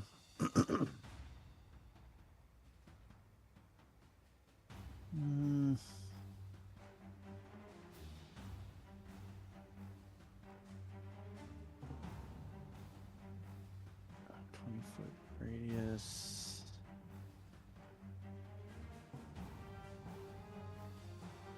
Oh. It's not showing up for me. What? It's not showing up for me. Whatever you just. Choose- I just drew that circle. Do a different color. The green? Oh, I Yeah. see the circle. I see it. You're Yeah, doing the chat. But redraw I it. am. No, the circle is where I am casting insect plague. Okay. So locusts and bullshit have all just sprung up in that area. All right. Well, let's draw the circle again because I accidentally deleted it. Oh, I have it there. It's 20-foot circle centered right here. Maybe you can't. The green is very subtle against the background. All right. So right there. Alrighty. So each of those have to give con saves with advantage. We'll start with the little guy first. Depending on your damage, he's just dead anyways. 21 damage. The other He's two's 17. All right. Well, Damn, they both saved. little guy is dead, and it's save or suck or half damage. Half as much. 10. 10. But All it persists in that area. Mm-hmm. And then it's my turn, so yeah, I'm going to.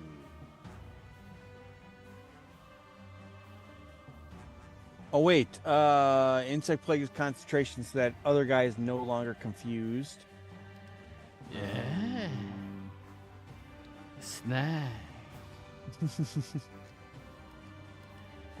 And then I'm going to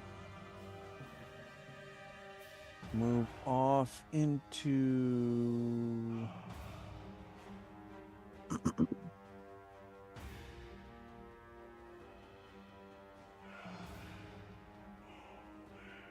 I'm gonna go over to the shrubbery.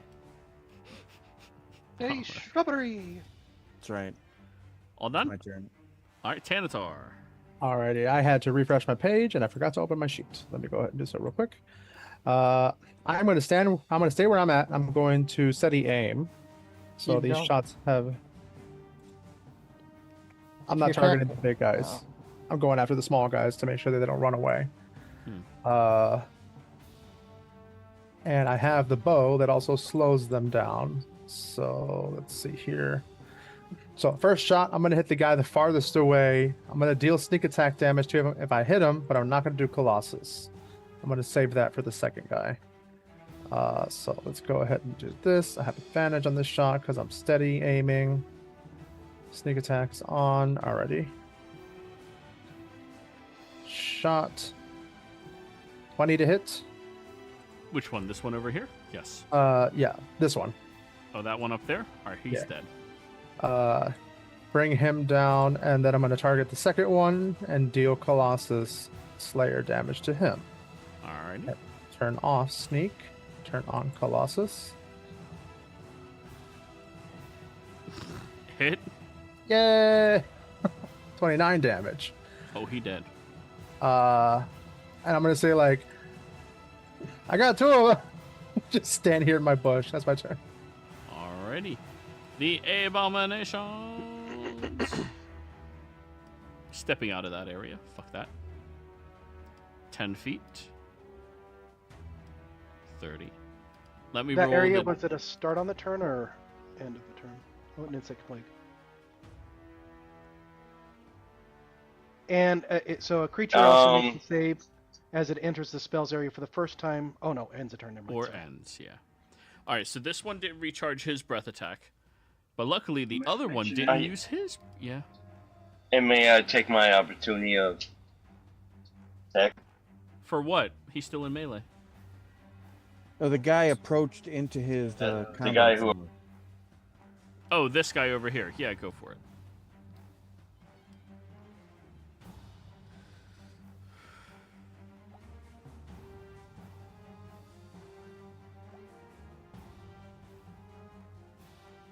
You've still got everything selected.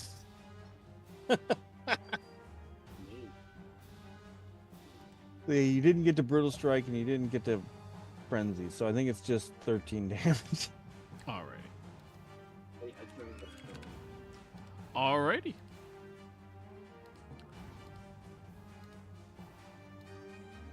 Breath. Yep. Nimbus and Maximum. Breath attack. Because he can't hit you. Fucker. I do have advantage on the save. Con save. Yep.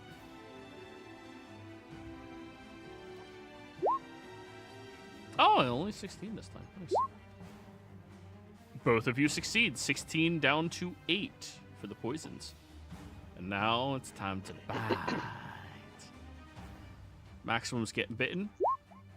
20. 11 piercing and 11 poison, which comes out to a grand total of 16 damage.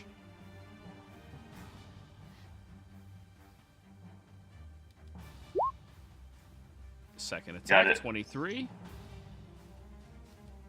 Yep.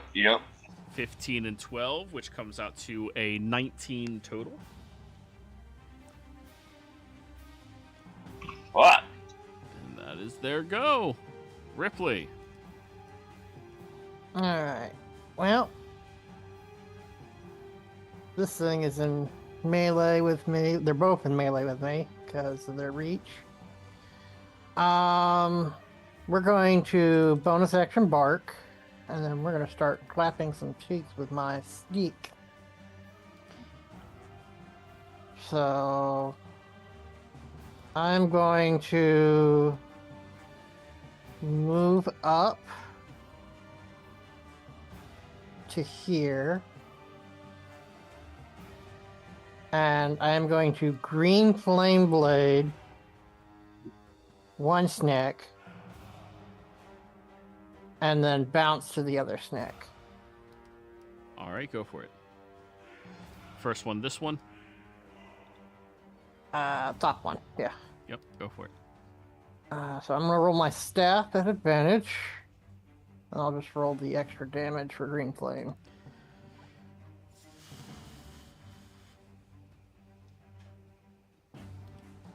Yeah. And then that's gonna be 21, and then the second one will take. I don't know No why that didn't. damage. 14. Nice. And then with my regular attack, because I'm a battle bard, I am going to roll my stick again. I am trying to turn off green flame blade, but it's not letting me. Hey, crit. It's all right. I So- can ignore fire. 13. Yeah. Nice. I do lightning though. I do the what is it? The 1D whatever it is.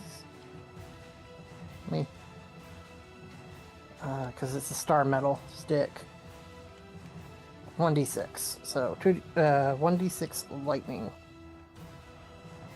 6 lightning. Nice. Bad snake, go back in your hole. I wanted to, but you guys decided to fight. All done? Now do you surrender? No. All right. Now this one's gonna run. Roll your 2d4, Tanatar.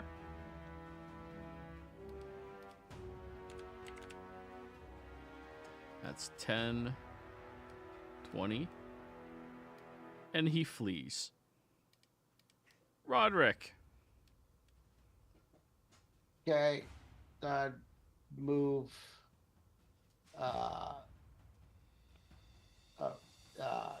Nimbus out of the way.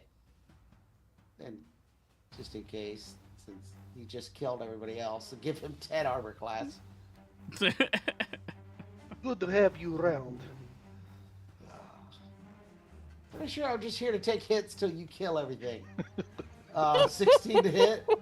It works. That You have advantage. Oh, do I have advantage again? I bark Ooh. again. Oh, did you? Oh, okay. Sorry, I didn't hear you bark. roll again. You might crit. Yep. Great, great. I did All right. not. Well, 8 damage. Okay.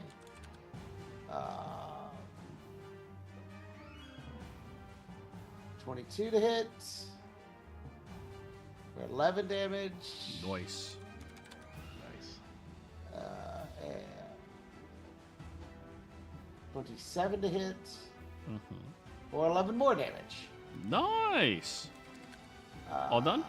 Yeah, I don't want to burn any extra resources. This game, somebody shortened this by quite a bit. There's no need to burn them. All right. I look at the two abominations near me and I say, flee. And I'll cast command at 2nd level so I can hit them both. It's Wisdom 18. I think it should be 19. Hold on. Yeah, no, it is 18. Wisdom 18.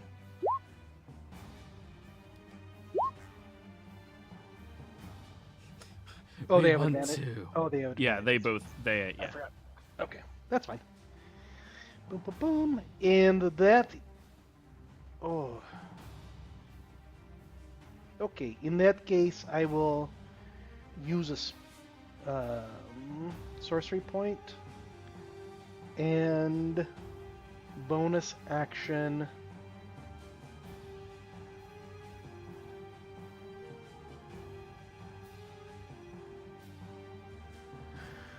Oh, let's do...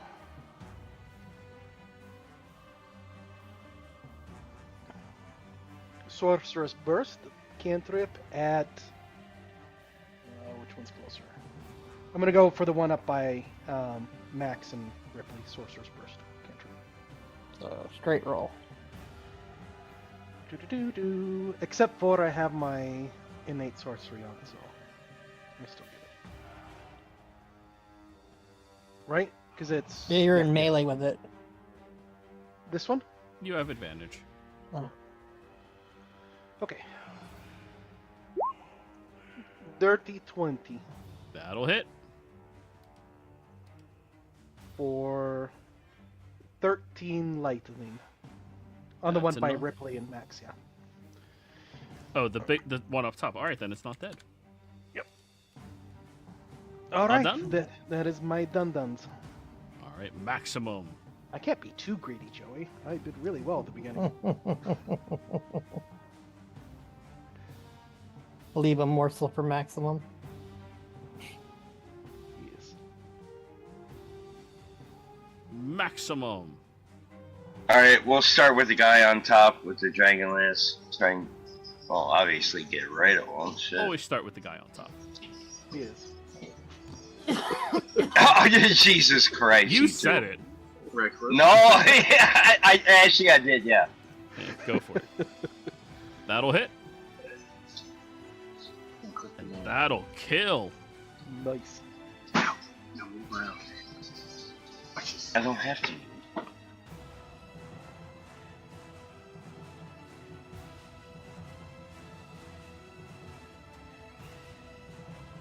Second attack. It's a coming. I'm fucking using all I got because he's the last fucking one. Hits. Push him. So with Brutal Strike, he's pushing them up into the insect plague. He's pushing them into dead. They are. Yeah, gone. he's already dead by the time. And as the last of the Yuan-Ti have died, that is where we're calling the session this week, everybody. GG's! Players, thank you all very much for playing. Viewers, thank you for watching. We'll see you next time. Goodbye.